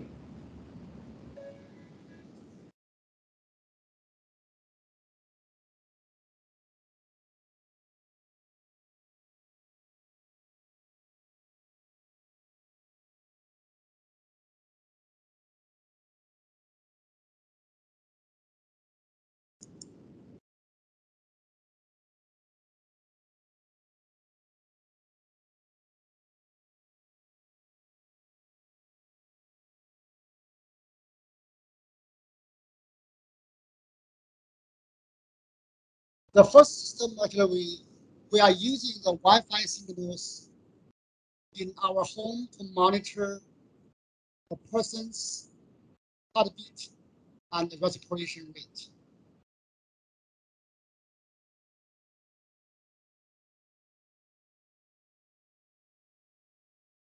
So apparently, this kind of functionality can be used for elders staying at home.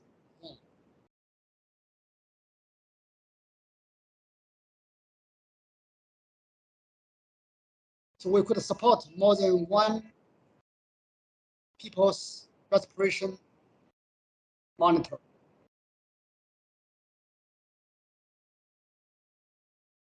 With the Wi-Fi or 4G, 5G signals, we could also recognize gesture.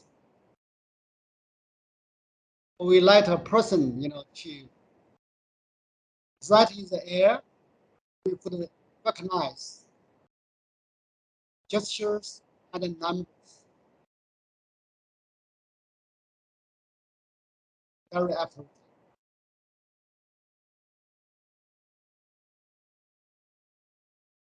We could also use the Wi-Fi signals, 4G, 5G signals to detect food.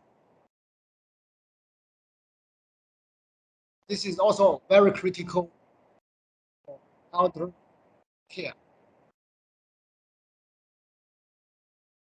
We could also use the Wi-Fi signals in our home to localize the person's room location. In this case, we could localize person's location very accurately and in real time.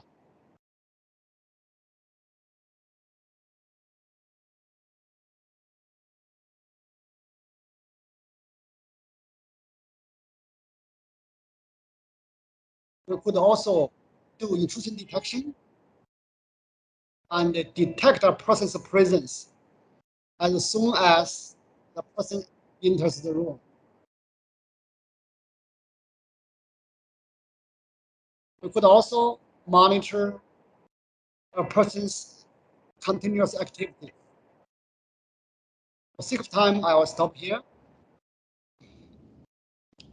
So just now I talk about some system we have developed using Wi-Fi, 4G, 5G signals to sense human respiration, gesture, fall, intrusion, activities, and so on. And then I will conclude the talk. Actually, as we can see from this talk, actually integrated sensing and communication will be a key feature for the 6G wireless network. And the 6G wireless network is driven by extreme use cases for communication, localization, and sensing, while 5G cannot support these use cases. And so that we have different technical enablers for 6G, including communication, localization, and sensing.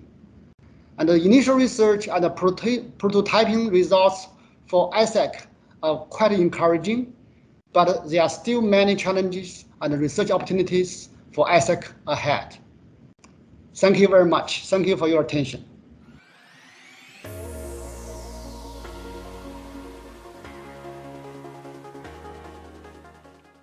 Next, let me welcome Professor Lingjia Liu. Liu is professor at Bradley Department of Electrical and Computer Engineering and associate director at wireless at Virginia Tech. He has made numerous technical contributions to major 4G standards and has published over 200 journal publications and conference papers. Okay, I'm going to present something which we have been doing for a while. So it's actually the title of my presentation is AI-inspired wireless communications, where the computing meets MIMO FDM. As you may know, my name is Lingjia Liu. I'm currently working EC department at Virginia Tech, where I'm also affiliated with wireless at Virginia Tech, which is a research center focusing on wireless. All right, let's talk about actually. Let's first briefly talk about why AI for wireless. Lots of people talk about why AI for wireless, and so from what we see that AI, we don't want AI to solve the problems we already solved, right? So what we see actually, what AI can potentially solve new problems for us is that as the network, let's say, move from 3G, 4G, 5G, 6G, and network becomes more and more complicated, and there are multiple new knowledges and network coordination. So for those scenarios, especially for very complicated networks, we think actually AI can potentially bring some benefits. And also actually there's another area where AI can potentially bring benefits is actually model deficit.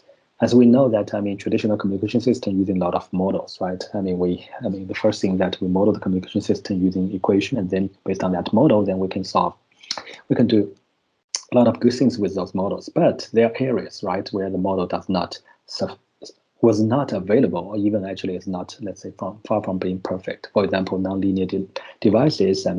We talk about massive MIMO and low resolution ADCs and power amplifiers. And in those areas, it's very difficult to analytically model those behaviors in a tractable manner. So in those areas, we think AI can potentially help. And also actually algorithm deficient. What does that mean? That means actually in many cases, even though we know the optimal solution, even though very simple cases like Gaussian distribution, Gaussian cases, Gaussian noise, and no maximum likelihood estimator is the best maximum likelihood receiver. But on the other hand, the complexity is far from being, let's say, acceptable. Okay, that's why actually we all know DPC, right? Data paper coding is good for broadcast channel, and in reality, none of us are using it. So why? And because it's too complicated, and potentially actually AI, or especially machine learning and neural network, can potentially help in those areas when we can trade the performance with complexity. Okay, so these are actually three areas we see where AI can play a role, which actually traditional method may fail or may not be that efficient. All right, so we can apply AI and machine learning for various areas. Especially for me, as you may know, I was a 3GPP round 1 delegate. So I was mainly working on finite MAC layer, which I think is a foundational layer. So Rakesh is also from round 1, right? so that's why I think round 1 is the best. The foundational layer. So we want to look at what, let's say, AI and ML can play a role in round 1, right? Finite MAC layer. So for round 1, especially finite MAC layer, we mainly see actually two issues. One is model deficit and algorithm deficit, right? When the network is not that, play that much a role in round 1.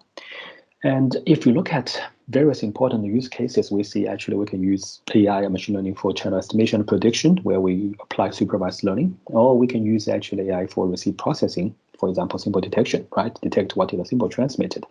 Again, supervised learning.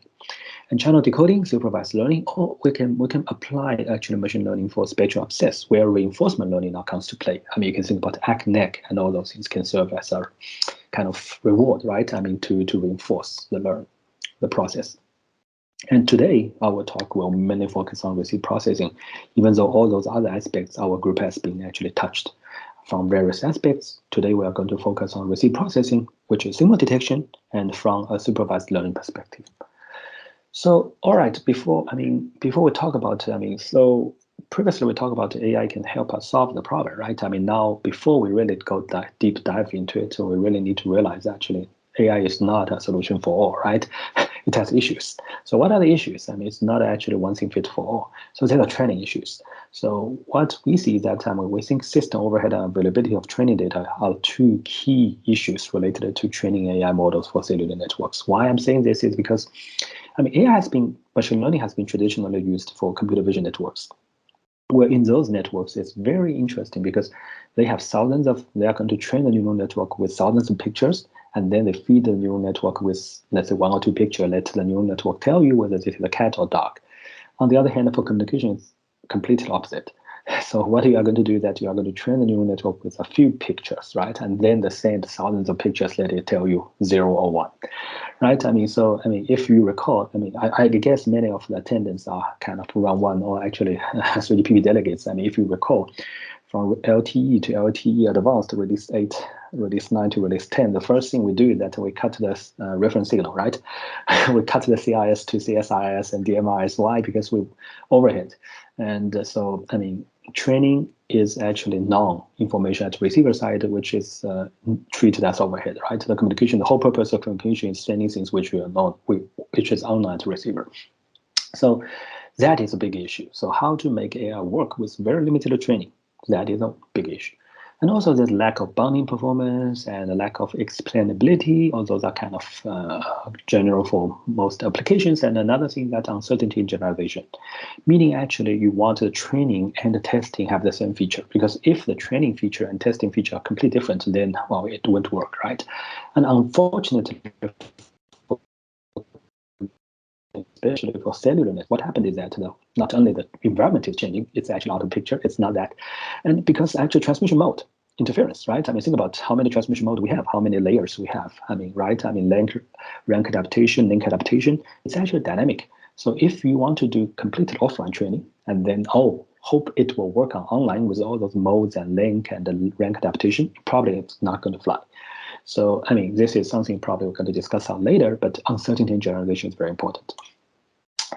Last is lack of interoperability. This is very important for cellular networks because you want different modules from different vendors will work, right? So these are the several challenges. Let's keep in mind from technical perspective, we want to focus on first and the fourth issues. All right, now let's look at the problem. What is the problem? Symbol detection. So what traditional people do is that we transmit X and then receive Y, and then we have a model between X and Y, right?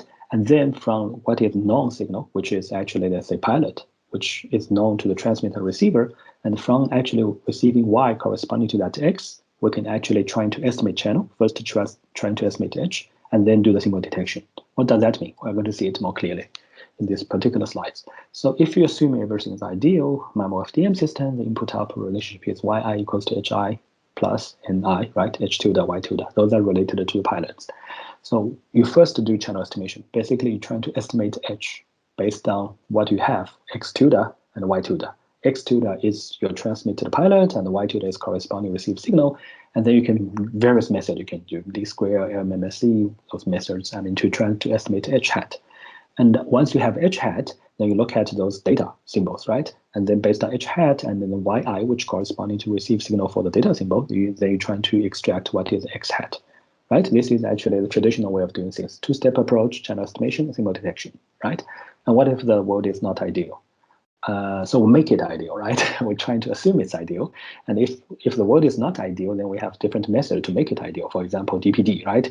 Pre-distortion to actually, we know actually power amplifier is nonlinear, so let's try to actually do some pre-processing upfront to make it look like linear. Right? These are the traditional way of doing things. All right, let's look at a machine learning way of doing things. So, I mean, from machine learning perspective, right? If you ask a machine learning guy, and then he said, "Wow, this is supervised learning. So what is that? You know X, you know Y, right? Which is corresponding to X. I don't care what is the relationship. I feed this Y into a neural network and train it such that I get X, right? I mean, it's pretty straightforward. It's pretty natural. So, I mean, it seems that it will work, but what are the issues? The issue is that, I mean, you require a lot of training data, right? I mean, you have a neural network, you need a lot of training data, or require intensive offline training. And the problem is that, I mean, like I was mentioned previously, that the pilot is very limited, right? If you want to have a lot of pilots, then it defeats the purpose. And that's why, I mean, the first thing you do is that cut the pilot, you get performance gain immediately, right? So, and all right, these are big issue. Another issue is the online versus offline. Why I'm saying that, I mean, unlike computer vision problems, right? I mean, wireless communication dynamic is time and frequency, or FDM, right? There are a lot of operation modes in wireless cellular networks. And for example, even for LTE advanced, right, you have rank adaptation, link adaptation, and also adaptation is done on subframe basis, meaning actually scheduling is done on subframe basis, right? I mean, the interference will be different from subframe to subframe. So you're going to do offline training, good luck, right? I mean, with all those data you have, I mean, good luck with that. So, and generalization, well, problem, right? Uncertainty in generalization will be a problem. So if you are going to completely rely on offline training for receive processing, may be very dangerous. In fact, I would say majority of the work in the academia, in literature, is assuming offline training. Okay, they are using offline training to do this process, which, I mean, as round one delegates more than 10 years ago, I think, well, it's not going to fly. Okay, so we are going to do something which is meaningful, let's put it this way. So that's why we're going to design, it's desirable to have online training based, right? Online learning based receive processing for robust and adaptive communication. So what do we do? So ideally, we want it to be subframe by subframe, meaning actually you just train using a subframe, the training symbol within that subframe, and then detection within that subframe. Okay, because we know within subframe the operation mode doesn't change, right? And also actually interference probably keep relatively stable. All right, so now actually let's look at what kind of neural network we should choose. We should choose recurrent neural network. Why? Because it's actually time, right? There's a recurrent feature into the neural network which has captured the temporal correlation, which is very critical for, let's say, OFDM systems, which is transmitted over time. Right? But only recurrent neural network is very challenging. So on top of that, there are three major issues we see. The first major issue is that over-the-air training is limited, system overhead, right? We say we want this to be as little as possible. So in order for us, let's say, to use a neural network-based approach to compare with traditional signal processing-based approach, we want to make sure the overhead is the same, right? Otherwise, I mean, come on, it's not an apple-to-apple comparison. And if you are saying that I have used a lot of training for neural network, and where, I mean, for traditional network, I use let's say, the reference signal, the existing reference signal, it doesn't make any sense. You have to make sure the training overhead is the same, right? Overhead is the same. So this is the first challenge, very limited. And the second is that recurrent neural network process time domain signals, and OFDMs transmit over frequency, so you need to combine some domain knowledge. So you cannot just use brute force, let's say, neural network or whatever, use it, take it as it is to do it.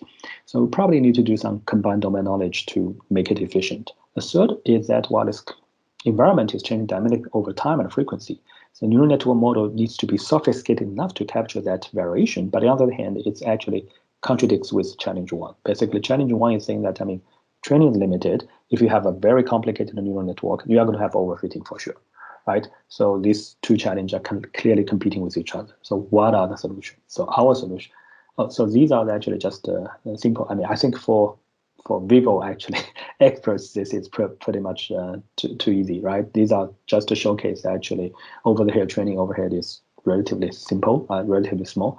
This is for LTE advanced kind of reference signal structure. Basically, just to give you a picture that, I mean, it's around 10 to 15% at the most. And this is actually for Wi-Fi, right? Wi-Fi, you have a long training sequence, short training sequence, and then you have pilot amount data. So basically, these are showing you case it's very limited. So what is our solution? Our solution is we're going to utilize something called reservoir computing. Reservoir computing is a novel computing paradigm. Okay, so there are three categories within this. It's called echo-state network, liquid state machine, and delay feedback reservoir. And reservoir computing has been shown to be capable of actually doing a lot of things, actually not in the wireless communication domain, but mainly in the speech recognition. Basically, they can capture the temporal correlation. And the nice thing about reservoir computing is that it's very simple efficiency. Basically, you don't need much training. And we are among the first group to, let's say, to look at reservoir computing and apply this to communication. And we're going to show you some of our findings. So a particular reservoir computing we'll look at is called echo-state network, where actually you can think about this is actually the set of neurons. These are actually the internal. This is a recurrent neural network with the recurrent weights, and this is output weights, output neurons, output layer. So you can think about there are three layers. I mean, input layer and recurrent layer and the output layer. So you can think about. So there are four actually weight matrices you can think about. One is input weight matrix, internal weight matrices, output weight matrix, and feedback weight matrices. The good thing that, interesting thing that, among all those four weight matrices, there's only one weight matrix that is trainable, which is actually output weight matrices. All others are randomly generated and fixed. What does that mean? That means actually they don't need to be trained. Okay, so what is so maybe at first sight you may think, wow, it's not training, come on. And so you can think this way, like a human being, right? So if your brain is trained enough, it's trained already, so your neurons within your brain is not changing, okay? But when you're observing, right, you're observing the environment, you're observing it's actually changing very fast. So this is mimic like this. And also, actually, we are working with Dr. Li Zhongzhen from MIT to look at actually insights of this, which is very interesting because we actually identify if you have a lot of training data, infinity, let's say, large number of training data, you can train everything. You can train all the weights. But what if you have unlimited training data? You want to focus on your training data on the most critical part where actually this kind of fixed random projection is a good projection already. Okay, so and then all you need to do is that you want to actually project from the high dimensional space back to the low dimensional space where actually the output weight is doing. Anyway, so you want to satisfy the echo state property, and which I'm listed here, and to make sure it's stable. And then let's go back to the direct result. Okay, so these are the different pilot patterns we consider. So for simplicity, you can think about A pilot pattern, very simple. Okay, B pilot pattern is also something we extended. Basically, both works. Okay, so but A is pretty simple. So it's a 4x4 MIMO systems. And then we have actually this is a one subframe. Okay, each subframe, the first 4 FTM symbol is pilot. And then, okay, you can extend it to the comb structure, which is B. So we actually developed several computing-based symbol detectors, and this is the first one. There's a window to increase the memory of the real-time computing. This is actually the second one. And later on, we extended to MIMO FDM systems, which is 4x4 for this case. So just look at results. This is a MIMO FDM systems 4x4. QPSK, you can clearly see that, if you're using reservoir computing, is actually already better compared with LMMSE, channel estimation, MMSE receive processing. Okay, so this is actually let's say this is a PA input power where the linear region. So go here, then it becomes nonlinear region. Okay, so you can clearly see that, the machine learning based approach, you can go deep into the nonlinear region. So here, whatever we mentioned here is all apple-to-apple comparison, basically only utilize the training, limited training in there, in each pilot. This is for 16 quam. You can clearly see that, so reservoir computing-based approach works very well. Go deep into the, let's say, nonlinear region. And later, this is actually the first level of result we show, and later on, actually, we extend this to time frequency reservoir computing and deep time reservoir computing and deep time frequency reservoir computing, meaning actually we explore the structure. Previously, every processing is done in the time domain. So now we have actually been doing down both time and frequency domain. So, and this is a pilot pattern. Simplified pilot pattern we show, and this is a very interesting result. So instead of doing this kind of tap delay model, we use SCM channel, which is 3GPP, widely used channel. And later on, actually, we also look at a CDL channel. Anyway, so for this channel, as you can clearly see that, LMMSE based approach, this is actually reservoir computing based approach. This is a fair decoding based approach. So you can clearly see that in the low SNR region, relative low SNR region, the machine learning based approach can even beat sphere decoding based approach, mainly because actually sphere decoding based approach, we don't assume perfect channel knowledge. So we assume that you have to estimate the channel, right, from the pilots. So that's why actually we suffer from. And also, if you look at the low SNR, when you go to the power amplifier nonlinear region, then you can clearly see straight decoding based approach will actually complete the collapse, right? And while on the other hand, the learning based approach will stay pretty stable. And this is actually, we look at low resolution ADCs, so 1-bit quantization and 2-bit quantization. You can clearly see that our strategy, learning-based approach, is much better compared with actually, let's say, traditional signal processing-based approach, which is coincides what we was talking about earlier, right? Where there's no model, right? Model deficit. Here, 2-bit quantization. And this is actually a relatively comprehensive comparison talking about what is the overhead we have and how actually the training error and testing errors and for various actually machine learning based approach. And as you may see, actually here for 4x4 MIMO, we have using 23.5% overhead. I mean, so this is just a very brute force way. I mean, of course, we can do more delegation, more deliberated result later. Brute force way is 4 training symbols. Okay, so you can clearly see that it will work. And and on top of that, so here, so far, what I mentioned is that symbol by symbol, is subframe by subframe. So we are saying that it's online learning, it's subframe by subframe basis. Basically, once trained, the neural network will be used to conduct a symbol detection for all the OFDM symbol within that subframe. Okay, for the next subframe, you are going to do it again. So basically, there's no generalization error, I mean, within that subframe, because you're only using that subframes. On the other hand, you can do real-time machine learning. What we do by real-time, that we can train it and conduct OFDM symbol by symbol basis. So basically, instead of waiting for the whole subframe to train, and you can actually do a OFDM symbol by symbol kind of detection, and you are going to adaptively change the neural network weights. Okay, so this is actually we did this over a Wi-Fi systems which is clear that so each symbol we only use these 4 pilots to do the symbol detection for this particular symbol, and then for the new pilots, then comes in, we're going to adapt the neural network weights and then conduct the symbol detection for this. So this is what we did for Wi-Fi systems, and in fact, actually, not only we did it, we also implemented it in soft-defined radio, okay, in the SDRs. So we have a SDR demo showing actually, so basically, apple-to-apple comparison. What does that mean? That we have a standard Wi-Fi transmitter. It doesn't matter. So you just have a Wi-Fi transmitter. That's it. And then you have 2 receivers. One is a standard Wi-Fi receiver, another is actually a reservoir computing-based receiver. By this, we mean that we don't change anything, right? We did not add any pilots, we did not add anything. Okay, so then you do these 2 receivers simultaneously, kind of receive what's going on. So this is actually result we show. Actually, you can see simple kind of machine learning-based approach can beat the traditional Wi-Fi receiver. Okay, in various in different methods. So this is actually what we have been showing. And on top of that, we even do hardware. So not only do the SDR, so we even do the FPGA. Okay, so we do actually more like a FPGA hardware implementation to this. And this is actually our testbed build. So it's a real-time machine learning SDR platform, which actually we have Xilinx actually FPGA to show it's running in the hardware. And you can clearly see that, the software, this is actually the different, these are different actually, different cases, but you can clearly see this is software ESN, this is hardware basically using Xilinx FPGA.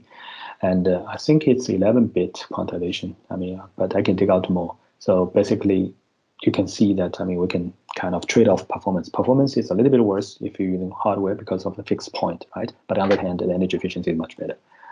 So this is our SDR implementation for MIMO FDN. So basically, we were able to do 2x2 MIMO. And now we can do 4x4 MIMO in our group. So 4x4 MIMO completely decouple these 4 data streams using machine learning based approach. And can perform even better. So this is for multi-user MIMO. So basically, you can clearly see this is done in the pandemic where actually my student did a experiment in his dorm. You can clearly see, right? You have transmitters and receivers in multiple places.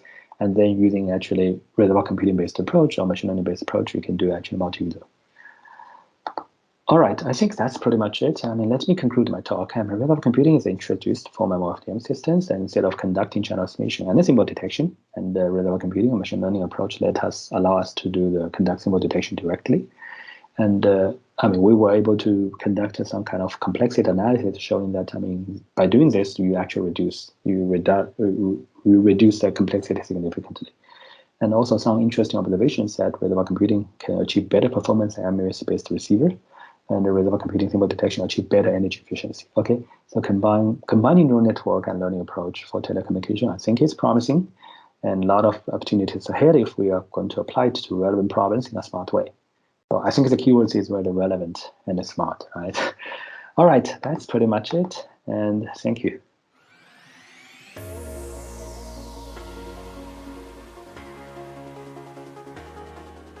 Now, let me welcome Professor Radhakrishnan Ganti. Radha is an associate professor at the Indian Institute of Technology, Madras. Recipient of several awards, Professor Radha is the principal investigator in the 5G testbed project from IIT Madras and was instrumental in developing the RAN part of the end-to-end 5G indigenous system. So thank you, Rakesh, for the warm introduction. It's a pleasure to be here. So today I'm going to speak about what is going to happen after 5G, some possible technologies, and in particular, I'm going to focus on something called full duplex. Before that, I would briefly spend a little bit of time on 5G, what are its advantages and a few of its drawbacks. And based on that, we will discuss what, I mean, at least in my opinion, what is going to happen in 6G. So, in my opinion, there are 5 key technologies of 5G. Okay, one is the waveforms, better signals, OFDM. Essentially, the difference in 5G is, of course, you have a lot more subcarrier spacing and a lot more flexibility in the way you can pack your frequency and time domain data. So that's what I call as better signals. The second key technologies are the efficient transmission, which is the massive MIMO. Okay, so in 5G, you can transmit on multiple ports. Effectively, you can have large number of antennas in an array. The third important thing that's very much different from 4G is the green signaling, what I call is the UV-oriented design. Unlike in 4G, which is a more base station-oriented design, 5G is more a UV-oriented design where the reference signals are all based on a UV specific. So instead of transmitting all the time and all the subcarriers, I mean, you transmit these specific reference signals in for a particular UV when the UV is on. Okay, this would help you to save a lot of energy, specifically if the number of users are small enough. The fourth point is the faster response. Effectively, the whole 5G system, both the physical layer, the L2 and the core network have been optimized in such a way that you should be able to get a sub-millisecond latency. Okay, of course, a lot more work has to be done on this, but at least the protocol is designed in such a way. So, for example, on the physical layer part, you can change your subcarrier spacing so that you don't have to wait too long before you can decode the data. Of course, one of the most important things is the larger bandwidth. So the bandwidth that are supported by 5G has been increased both at sub-6 gigahertz as well as millimeter wave. So in sub-6 gigahertz, you have 100 megahertz bandwidth. Each carrier can go up to 100 megahertz, whereas in millimeter wave, you can do up to 400 megahertz bandwidth. Okay, so this is like a 5x increase, almost a 5x increase in terms of bandwidth compared to 4G. Of course, there are a lot more small enhancements, but I believe that these are the 5 most important key features of 5G, and these features enable us to meet the IMT 2020 requirements, which a lot of you might have seen. This is the Jane spider diagram that has been put up in IMT 2020 vision. Okay, so these 5 key technologies have to be supported by all 5G deployments. If you have to enjoy 5G to its fullest extent and you want to milk 5G so that it performs the best, all these technologies have to be supported. I just want to now list out a few of the good things about 5G and a few things that I believe can be improved going forward. So 5G should not be thought of as something that's going to replace 4G. It is something that's an evolution of 4G. Essentially, it's a new framework, completely new framework, in which we have 10 more years to fill and improve it upon. Okay, it's a vision for this decade. So it has lots, and people who work in 5G understand that there's lots and lots of flexibility to provide in 5G. Okay, I mean, there's so many things that you can do in 5G that are not possible in 4G in terms of configuration. So it also enables multiple heterogeneous networks to coexist. For example, millimeter wave and sub-6 gigahertz to coexist. Even 5G also provides for non-3GPP network, non-3GPP networks to coexist with 3GPP networks, such as Interact working with Wi-Fi. It also provides an option of small enterprise level networks. This is akin to small cells, but small cells were mainly about RF, whereas private networks are something more than RF. They have core network involved, slicing, so many other beautiful things that are put in there. And of course, the way the whole spec is written is that technically a lot of things can be moved to software, except for a few things in the physical layer. A lot of processing can happen in software. So this helps in a faster change of the specification. Okay? And it provides support to multiple diverse verticals. Unlike LTE, which is more a data-driven network, 5G provides support for verticals that span from machine-type communication, high-speed broadband networks through sensing. A lot of things are possible. There are so many features that are there. But all these features also make life complicated for both developers as well as network operators. So let me just list out a few things. Massive MIMO. Okay, so MIMO is a very integral part of 5G. Okay, it's a very, very important part of 5G. There are a lot of gains that have been promised by massive MIMO. Of course, at least theoretically, they were very impressive. But there are lots of practical issues that still has to be solved. For example, channel feedback. To use a large MIMO array, you require a lot of feedback. So this feedback overheads are huge in 5G. Of course, there's been some solutions provided, but a lot more work has to be done. TD antenna calibration. All the systems are moving into TD systems. So how do you utilize the reciprocity of the channel to utilize the uplink feedback for the downlink? Okay. So what I have been hearing from news reports and through colleagues is that the gain of using this massive MIMO is restricted to 3x or maybe at max 4x. It's not scaling with respect to the number of antennas. Okay, this is something that has, a lot more work has to be put in, and we have to understand how to make sure that the gains scale with the number of antennas, because the costs are scaling linearly with the antennas. And the thing is, another major negative point that I have about 5G is there's too much configuration flexibility. It's too complicated a specification. Okay, we understand. While this is a boon, it's also a bane. The amount of configuration that's provided in 5G is too much. The next important, I think a factor that has to be thought about in 6G specifically is that we are talking about larger and larger and larger bandwidths. And in addition with this, we are also talking about carrier aggregation. Okay, so while these bandwidths and other things are very nice in terms of scaling your data rates, implementation, battery life, all these things are taking a huge hit when you scale to this large bandwidth. This is a point that requires thorough investigation before we jump into terahertz communication with gigabits of bandwidth. One major promise of 5G is the MMTC, massive mission type communication. But still, if you look at all the deployments and what is happening in the market, still NB-IoT is the choice of MMTC. Okay, MMTC has really not taken off as is promised by 5G. This is in 6G at least. MMTC should be part of the specification. It should not be a separate standard parallel implementation. Okay. So one thing about 5G is the higher and higher frequency implementation. Okay. So when you move higher and higher into frequency, even at sub 6 gigahertz to 3.5 gigahertz, there's a lot of coverage hit. Okay. So while the 5G standard talks a lot about data rates, latencies, and other things, coverage has been something that I feel that has been neglected in 5G. And some emphasis should be placed on coverage going forward, because as my previous speakers have pointed out, the digital divide has to be broken, and it's important for this. Coverage is a very, very important metric, specifically at higher frequencies. Okay.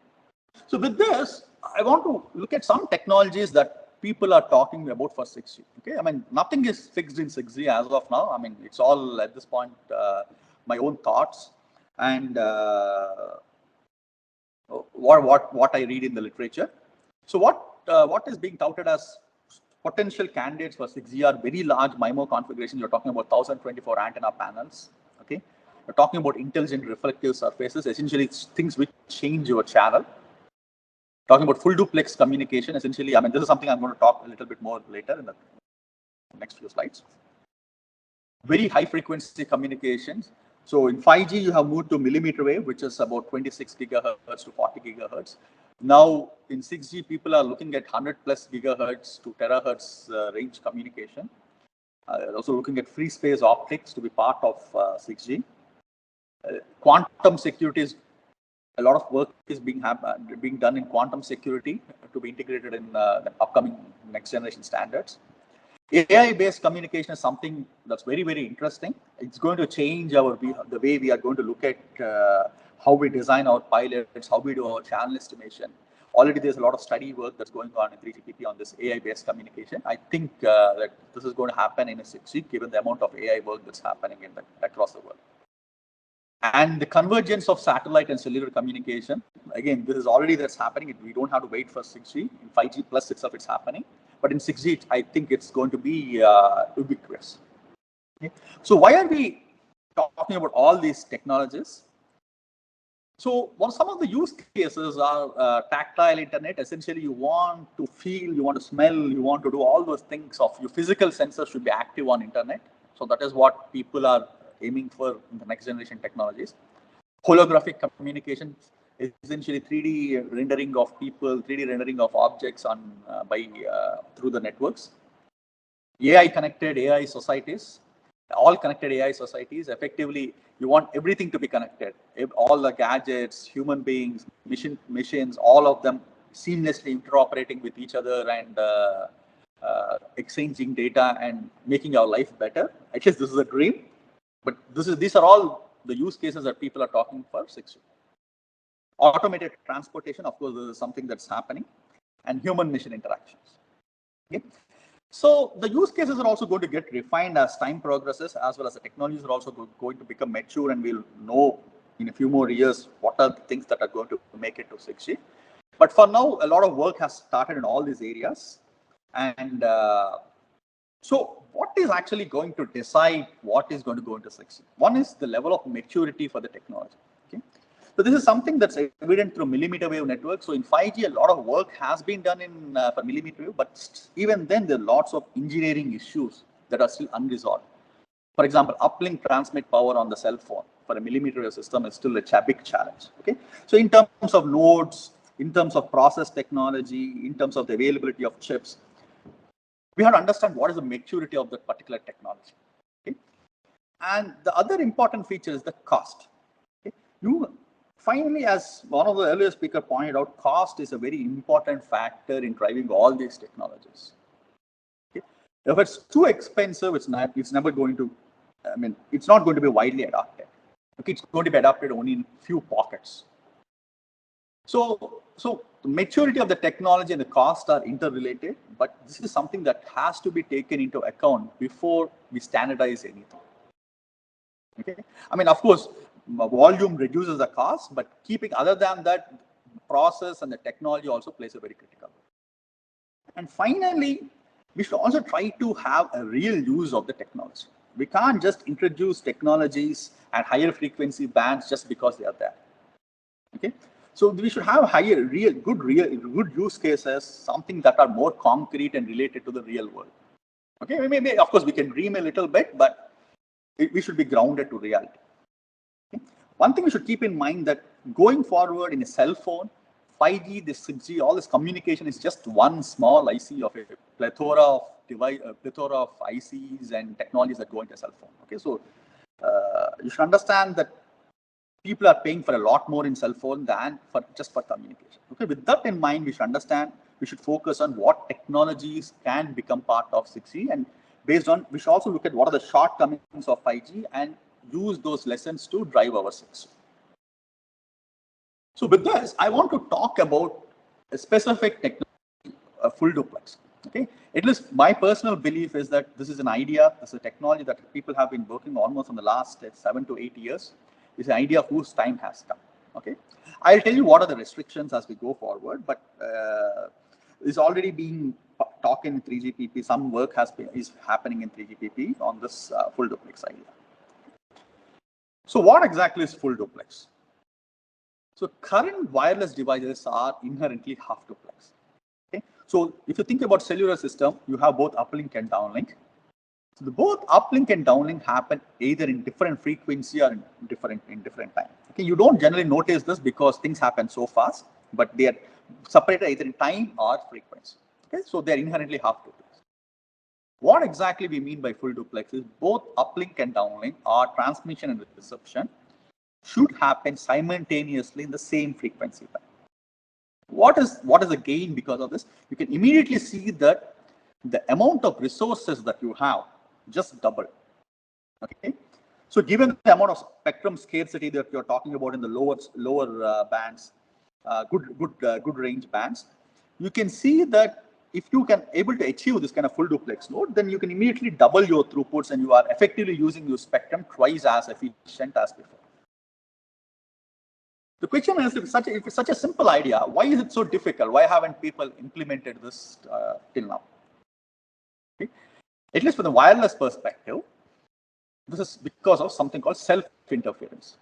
So you are transmitting a signal at such a high power. I'm just taking an example of Wi-Fi here, but you can extrapolate this to even cell phones or base stations, where the transmit signal is 1 billion times more stronger than a receive signal. Okay, billion is a small, actually on the lower bound, actually it's much more stronger. So you're talking about a very huge signal on the same frequency, which is going to come and interfere with your receive signal. Okay? So this causes us two problems. One is the self-interference problem, and the second is the saturation. Because of the large dynamic range, your front end of the transceiver chain generally saturates. Okay?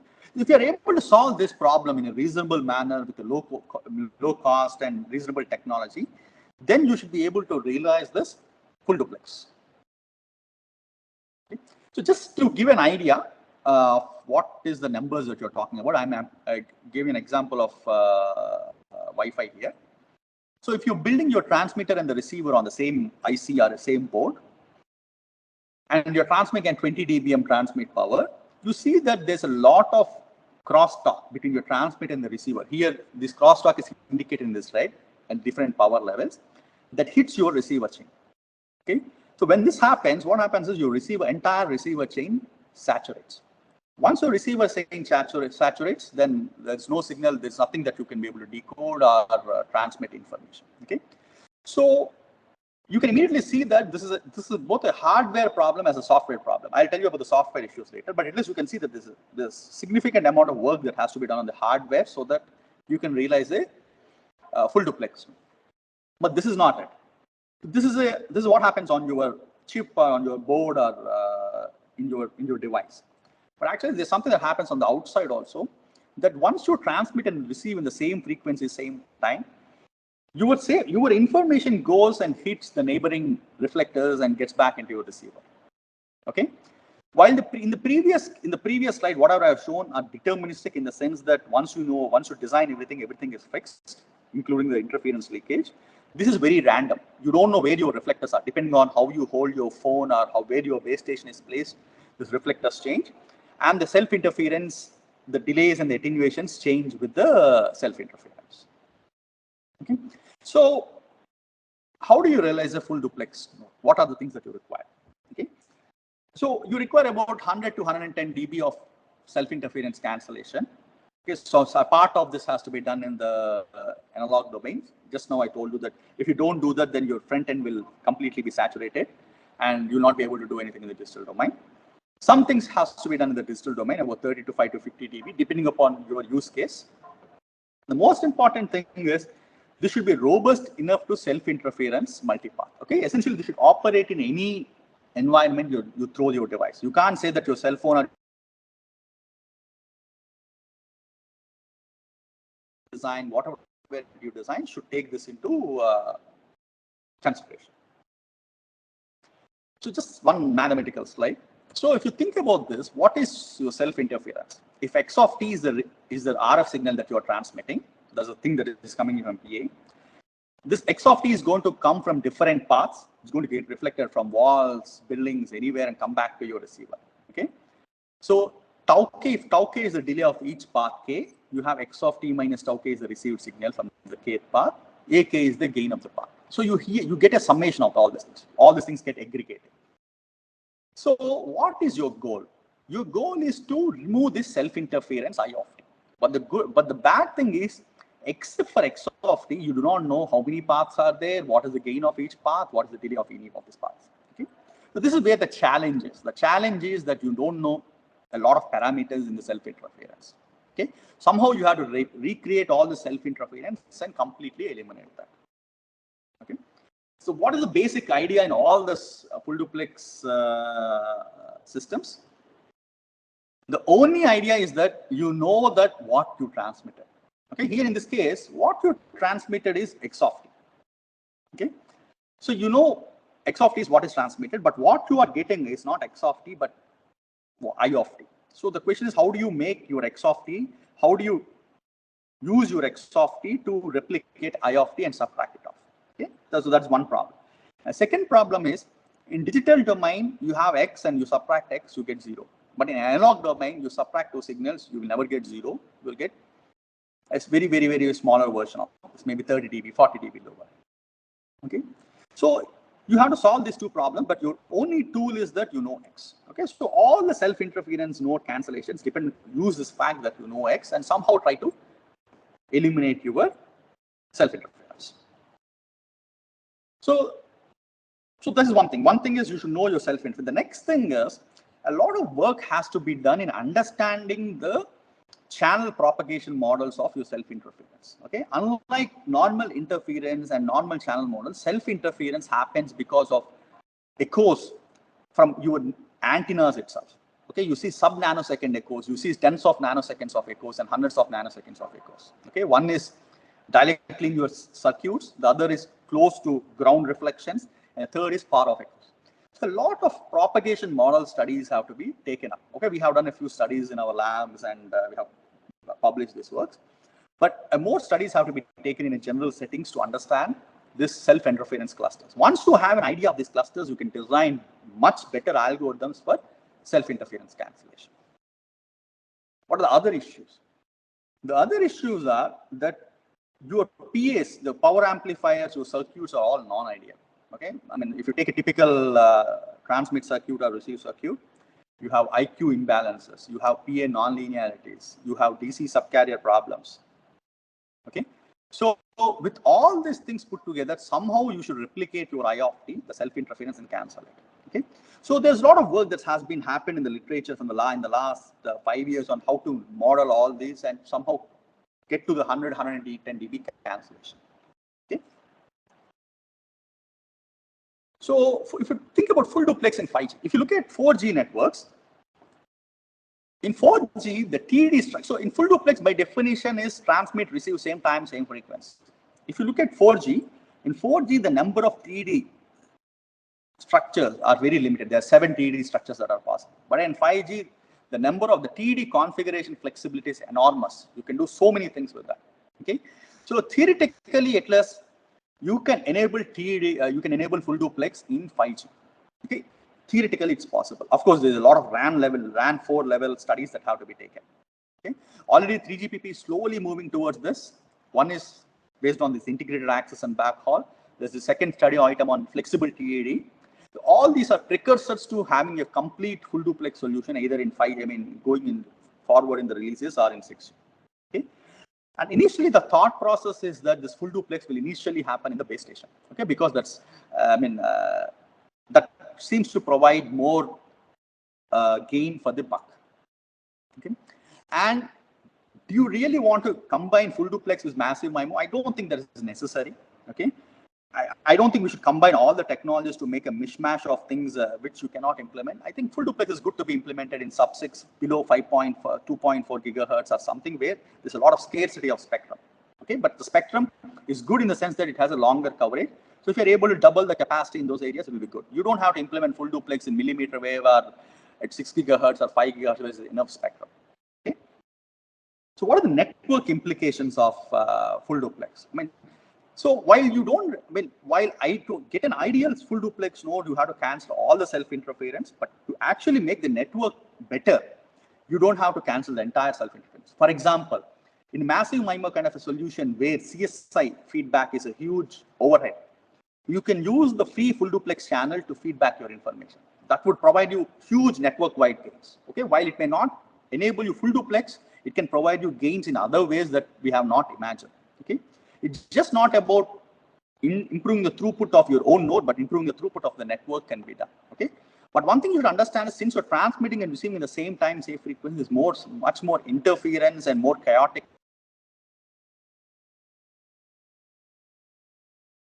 It decreases a little bit, but the amount of gain you get in terms of the rate is close to twice. That's what these curves show you. The blue curves is the full in-band full duplex, and the red curves are the frequency division duplex. So what are the challenges? The challenges is, of course, self-interference cancellation. But as I pointed out to you earlier, we have to study at both the node level and the network level, whether is it really required to cancel all the interference, or you can use this a little bit more interfered uplink to do something better for the network. Okay. So currently, it's going to be, I mean, the initial studies are going to be based only on the downlink part of things, where the base station is going to be full duplex, whereas the cell phones are going to be still half duplex. Okay. So what is the implication of the interference in the network, increase of interference in the network? More system level studies have to be understood. Scheduling has to be rethought about a little bit. And the most important thing is hardware complexity. I mean, is this going to make your hardware so complex and so costly that you cannot implement this? It is my initial thought is no, we can implement this at a reasonable cost at the base stations, and it can give you a lot of gains in terms of spectral efficiency. So I want to conclude saying that this is a technology whose time has come. Already there's a lot of work that's going on in 3GPP. And I strongly believe that this is going to, I mean, this is the right technology in 6G, at least for the lower frequency bands. And we should do our part to enable this. So thank you. Thanks all the guest speakers for wonderful presentations. Next, I'd like to open the floor for a discussion.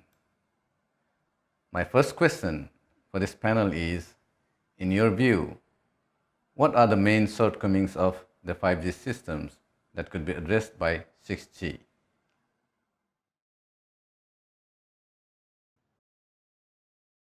In fact, very interesting, I think very thoughtful question. I believe one aspect that it's important, I mean, I want to try to, because it's multi-dimensional answer, is I do multi-dimensional. One is how do you prepare high-serve verticals? And then actually, this is one thing that I think we have to be very careful about. I mean, verticals are very important to TGPP for those of us, like again, myself, who've been in TGPP for many years. And TGPP was really effectively governed by cellular operators. More and more, we have now the balancing dimension between cellular operators and verticals.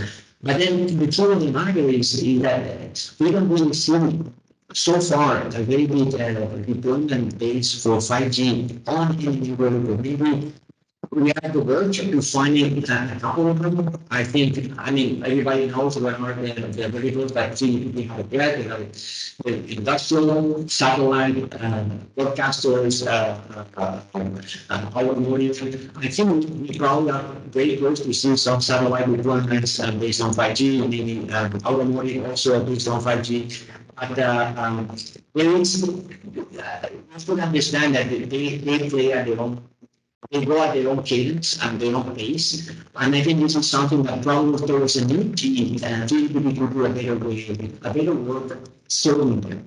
So that's one area where personally I believe that apply some of the learnings of 5G towards the serving of variables. Another area I believe is trying to make the best use of the spectrum that we have, right? I mean, we have sub-6, we have, these advanced MIMO techniques, massive MIMO, which actually may extend a little bit higher. I mean, I mentioned that the 724 is right now on charter, but I do believe that some of the techniques that are already being used today for this sub-6 really enabling relying on, for example, the capacity of the channel, indeed they can to the next step on these higher frequencies, right? I mean, 6 meters and above, 7 meters and above.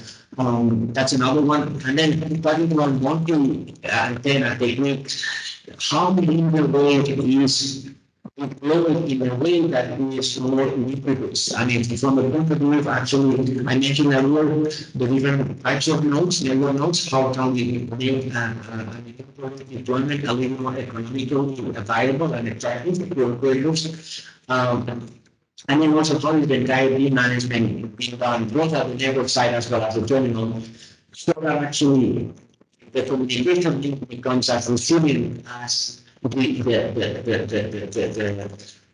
content that the frequency allows you to be, right? I mean, it is, so all those things have been coming with the piecewise. I mean, with introduction of multi-panel, some of them multi-PRP kind of techniques. Those are, again, piecewise, we do one release at a time. I mean, still, we will see some of those investments coming. And all these, of course, I hope in the new June, all those elements will be factored in from day one, in the same way that, mine was actually quite mature when we started LTE, because in 3G we have in the same way, the latter part of 4G LTE with this frequency and every full line on it gives birth to this reciprocity based massive line. And many other examples that they are. I mean, those are, I mean, third area was next to being allowed a little bit. And I'm expecting sharing, which looking about it, a very powerful proposition that was brought in 5G. Because the 5G enabled for the first time ever the soft pre-farming, right, of frequencies. But maybe it was a little bit underwhelming in terms of actual overall performance, right? I mean, where, I mean, something one could think that maybe you are better off even doing full LTE versus effective, right? A carrier that has both, then it doesn't really get the best of both, and you get the worst of both. And I will be there for the first question. Thank you.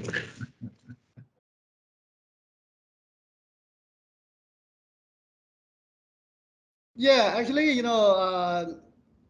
I'm not a wireless communication guy. Actually, I'm working mainly in computer science. To me, the 5G actually, mainly focus on wireless communication. Actually, it lacks kind of capability in localization, in sensing, and intelligence. That's why I'm thinking, how can we incorporate AI and the sensing capability, into the 6G network will be very, very appealing. Actually, in this regard, I have worked together with, the communication experts. Actually, in industry, in universities, we have trying to consider the joint design between, communication and sensing using the wireless signals. Now, either, we could study, for example, we could study, of course, the communication limit, the signal to noise ratio for communication.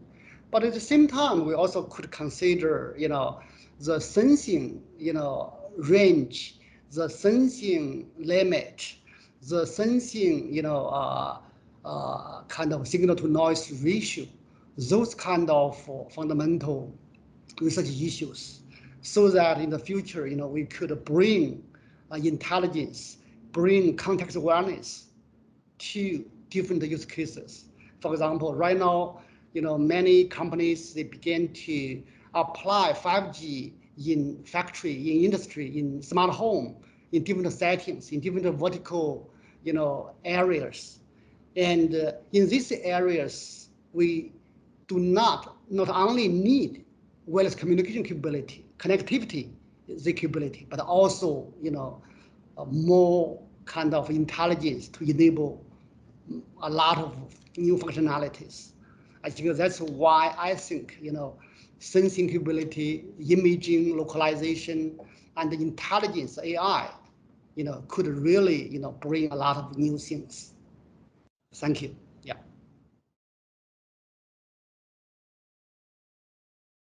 Okay, thank you, Rakesh. And I agree with Professor Zhang. And first of all, I think 5G is successful. you know 5G is a big step forward from 4G. And 5G extends mobile broadband to 3 usage scenarios, eMBB, MMTC, and URLLC. And 5G enables the communication industry to enter a variety of vertical industries. However, you know, for the year 2030 and beyond, more and more new services and requirements will emerge. But 5G was originally designed to focus on communication services, but not originally designed to support for information services such as sensing, and also computing services such as AI.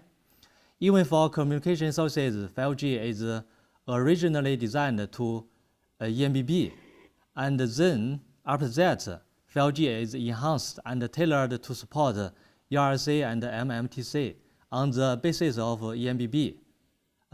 So this is what I think is the main shortcomings of 5G. However, I think it is expected that 6G should natively support 3 services, communication, information, such as sensing, and also computing, including AI. And 6G should be designed to fully consider the needs of various use cases associated with the 3 services. List is pretty much exhaustive. First of all, the spectral efficiency between LTE and 5G that was discussed, issues related to coverage, issues related to IoT, massive MTC, as it is being called as. You know, when 3GPP had to submit RIT as a candidate 5G technology to 3G ITU, there was no other technology which was available. So for all practical purposes, Narrowband IoT was repackaged as a 5G MMTC solution and submitted as a SRIT. So, so practically speaking, there is no 5G IoT technology in existence. And there is some work happening in what is termed as REDCap, reduced capability devices. But that still cannot be called as IoT segment, because it is primarily seen as some early effort to provide replacement for LTE, as and when you take down LTE coverage. Otherwise, it's literally repackaging LTE devices as IoT devices. So that's where we are. I mean, there's quite a bit of gaps. If you look at some of the activities of SA6, service enablement, you know, one of the key factors in 5G was the integration, or allowing the integration of verticals. If you look at 6G today, the activities of enabling certain APIs for certain verticals started much later in the day in the 5G specification process. So SA6 activity, which was supposed to enable this, it's primarily an afterthought. It was primarily a set of APIs which was cooked up and said, okay, this is it. This is how an integration of vertical can be done. No, that's not how things work. I mean, if you look at, go see the factory, they have a very complex system, and you know, we can use the system as some kind of a data connectivity. Now, we just look at 5G as a connectivity for any vertical. Now, why would I choose 5G? I have alternate technologies as well, which is something that, you know, enterprises do ask. So it's a natural question. It's just connectivity. I have multiple forms of connectivity, secure means of connectivity. So these are some of the key challenges that we see in 5G that has to be addressed in 6G. I mean, I can go on into some of the specifics, but let me stop here.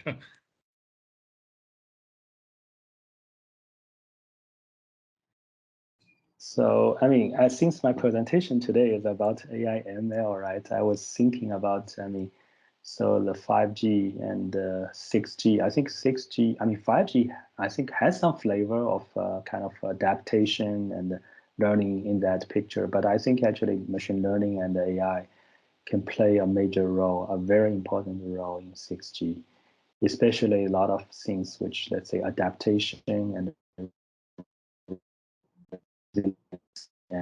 actually configuration-wise.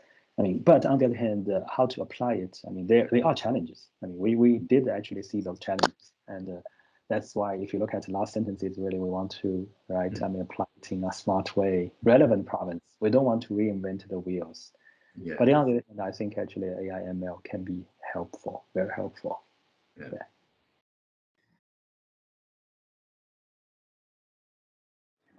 So just to highlight what are some of the drawbacks of 5G, one big drawback of 5G, as Satish has pointed out in his talk, is that MMTC was never an integral part of 5G. While the use case has been talked about a lot, somehow the standard has not evolved MMTC when the initial deployments are happening. Okay, of course, there's a lot of roadmap for this, but by the time NB-IoT is being taken up by all the deployments, that's one thing.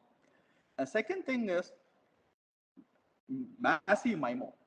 Okay, massive MIMO, while it's very nice and there's lots of advantages to it, there are lots of challenges in terms of both implementation, in terms of channel feedback. These issues are not yet resolved. Okay, these issues were there in 4G, they are still being carried out to 5G. Until unless some significant work is done in this, I will again increasing the number of antennas. I don't think will matter. Okay, I'm not seeing channel hardening or anything happening in 5G as of now. And second thing, a more personal comment. What I feel is that the specification for 5G is extremely complex.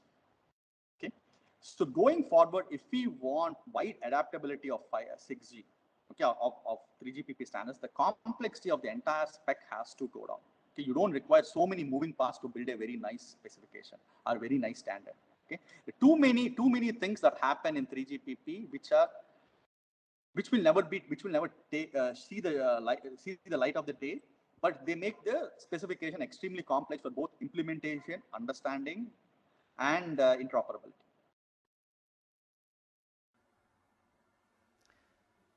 My second question for you is, compared to 5G, what would be the most significant technical features in 6G?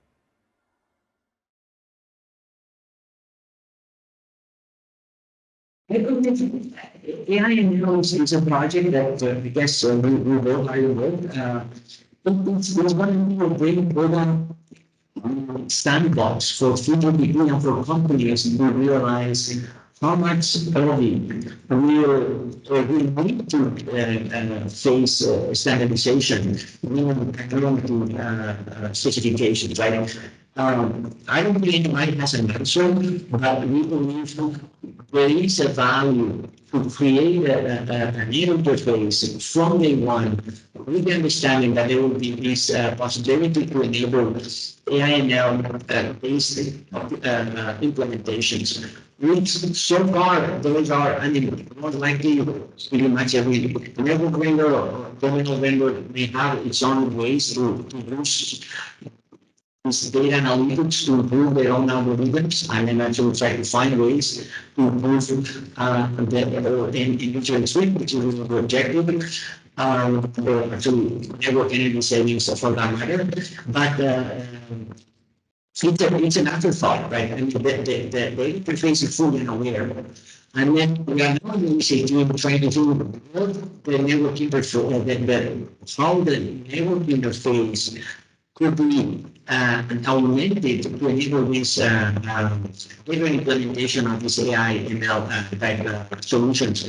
I mean, again, I'm absolutely believer that from day one, you already know that you have to enable that possibility simply in more naturally those implementations. We will see how far we go with 5G implementation, but I think certainly that will be useful for 6G. That is probably one very important area.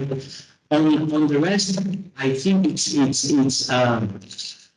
and I've been involved on cellular since the 2G days. 2G was very successful in general, like GSM and 95. 2G was very configurable, right? And it was a really cool box, as people said, it was to get it to play because of the complexities. 4G was a huge success story. And then by not very monolithic. And then 5G, I remember the early days of 4G communication, configurability was almost a taboo.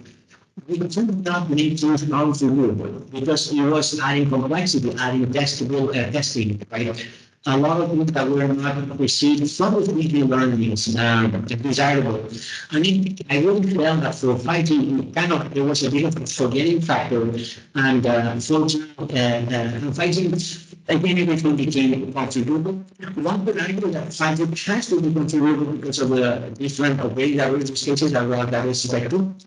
But maybe we went too far in making it. And then that could also be the reason why verticals are having some difficulties in taking 5G for their own use, right? Because they don't really know how to configure it for the verticals. And maybe there are only few people on Earth who know how to do it, what would be best for them.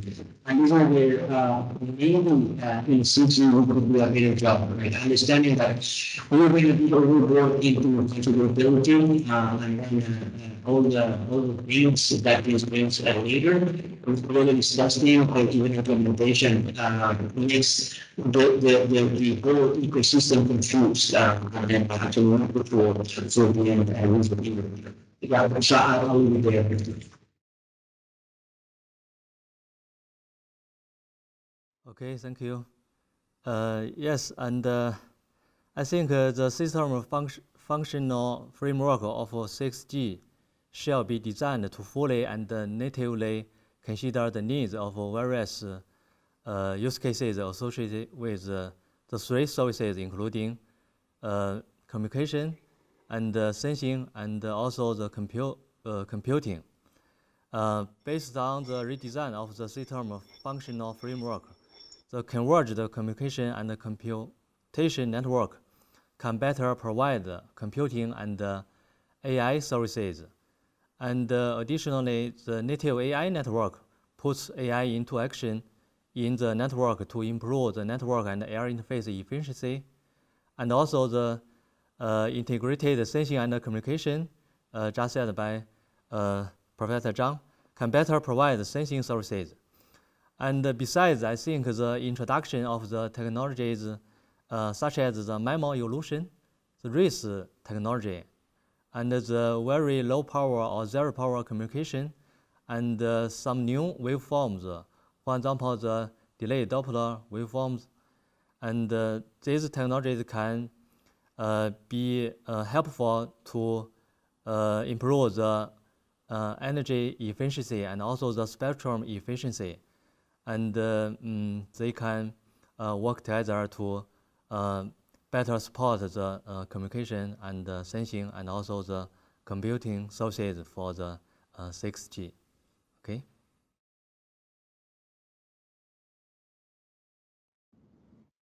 Yeah, so in 6G, we don't have a doubt that AI will be used in a far more comprehensive way. That is for sure. It's going to happen. When we look at ITU and some of the discussions in ITU, there seems to be a lot of consensus coming in that direction, which is fine, great. There is a lot of consensus as far as the sensing part is concerned as well. There is some kind of sensing will also be inbuilt into 6G physical layer communication aspects, which is also fine, I think there is a lot of consensus around that. What is not being discussed comprehensively so far from 6G perspective is the network architecture. If you look at the centralized network architecture today, it's from the 2G days. Same thing. You have a SIM, you have a device, you show up a SIM card in a SIM slot, and that's the nature of the business. And we do have eSIMs now, but essentially the validation of the eSIM happens at the core network. So essentially, it's a centralized architecture. And though there is a lot of discussion about private networks, there are tons of issues which needs to be handled. A lot of press releases are coming. You see a lot of press releases. It's all fine, but the reality of ease of deploying 5G for private enterprises is still there, because all the way from spectrum is something which is well understood. But then who owns the SIMs? Who will buy the MZs from the government? Because even that is regulated. All those issues are there. Availability of device, as I told you, 5G doesn't have an inherently doesn't have IoT technology inherently. It's just narrowband IoT plus plus. If you look at device ecosystem today, you do not have, at least I've not come across, modems which will give you 5G plus narrowband IoT. No. So essentially, when we talk of private networks from a 5G perspective, there are issues. There are issues which are practical issues. So 6G, if it has to really enable native AI across the protocol stack, and AI needs data.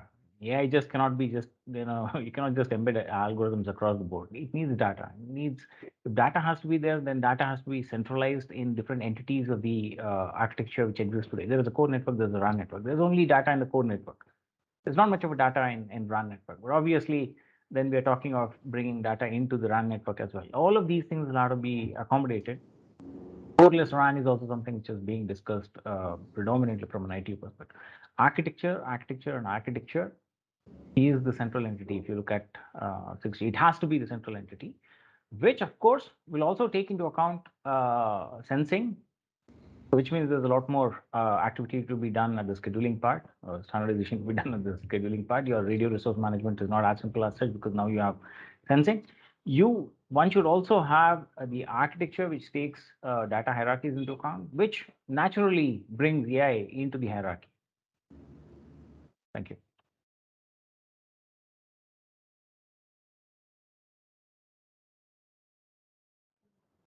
Okay, yeah, actually, I really, agree with, the remarks from the previous two professors. Actually, when the 5G is, when is moving towards 6G, we have, maybe more bandwidth. We have. We could use very high frequency spectrum and so on. We could also introduce, for example, intelligent surface, maybe into the picture. In such a way, we could also, improve the sensing performance greatly. Because with large bandwidth, with high frequency, kind of spectrum, and with also, the intelligent surface. We could really allow much higher, localization accuracy, sensing performance, and just now also, just now Dr. Dajie Zhang also mentioned, the integration of three resources, communication, sensing, and also, computing. Actually, when we want to incorporate in AI into 6G, we need a lot of data, we need a lot of computation. In such a way, we need to consider the computing resources allocation. In such a way, we need to maybe either, need to consider cloud and the edge intelligence into consideration, and also, need to consider the trade-off among computing, communication, and the sensing. Actually, I think the 6G network, wireless network, would consider all those factors and have a much, bigger gain, compared with the 5G network. Yeah, thank you. Yeah. I think AI ML will play a role, but how significant it will, I don't know. On the other hand, I think actually another area I'm actually personally interested in, also spending quite some time exploring, is the non-terrestrial networks. Mm-hmm. So actually, I think now maybe we kind of pretty much saturated with terrestrial network, where actually now we need another dimension, right? We need the z-axis. Right. X-axis, y-axis is there, z-axis, and that is something I think can potentially be a relatively kind of game changer.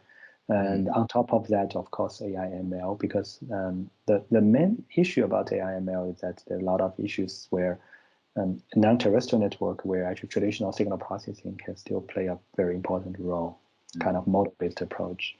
But 6G is still too early to say, right? So, yeah. And of course, enhance of those MIMO operations is very important. I think I don't know how 5G. I mean, I was told 5G MIMO needs to be improved, and especially millimeter wave, right? I mean, it's not that, let's say, successful as we expected. So, and there are a lot of things probably needs to be done at that as well. Yeah. Yes. Yeah.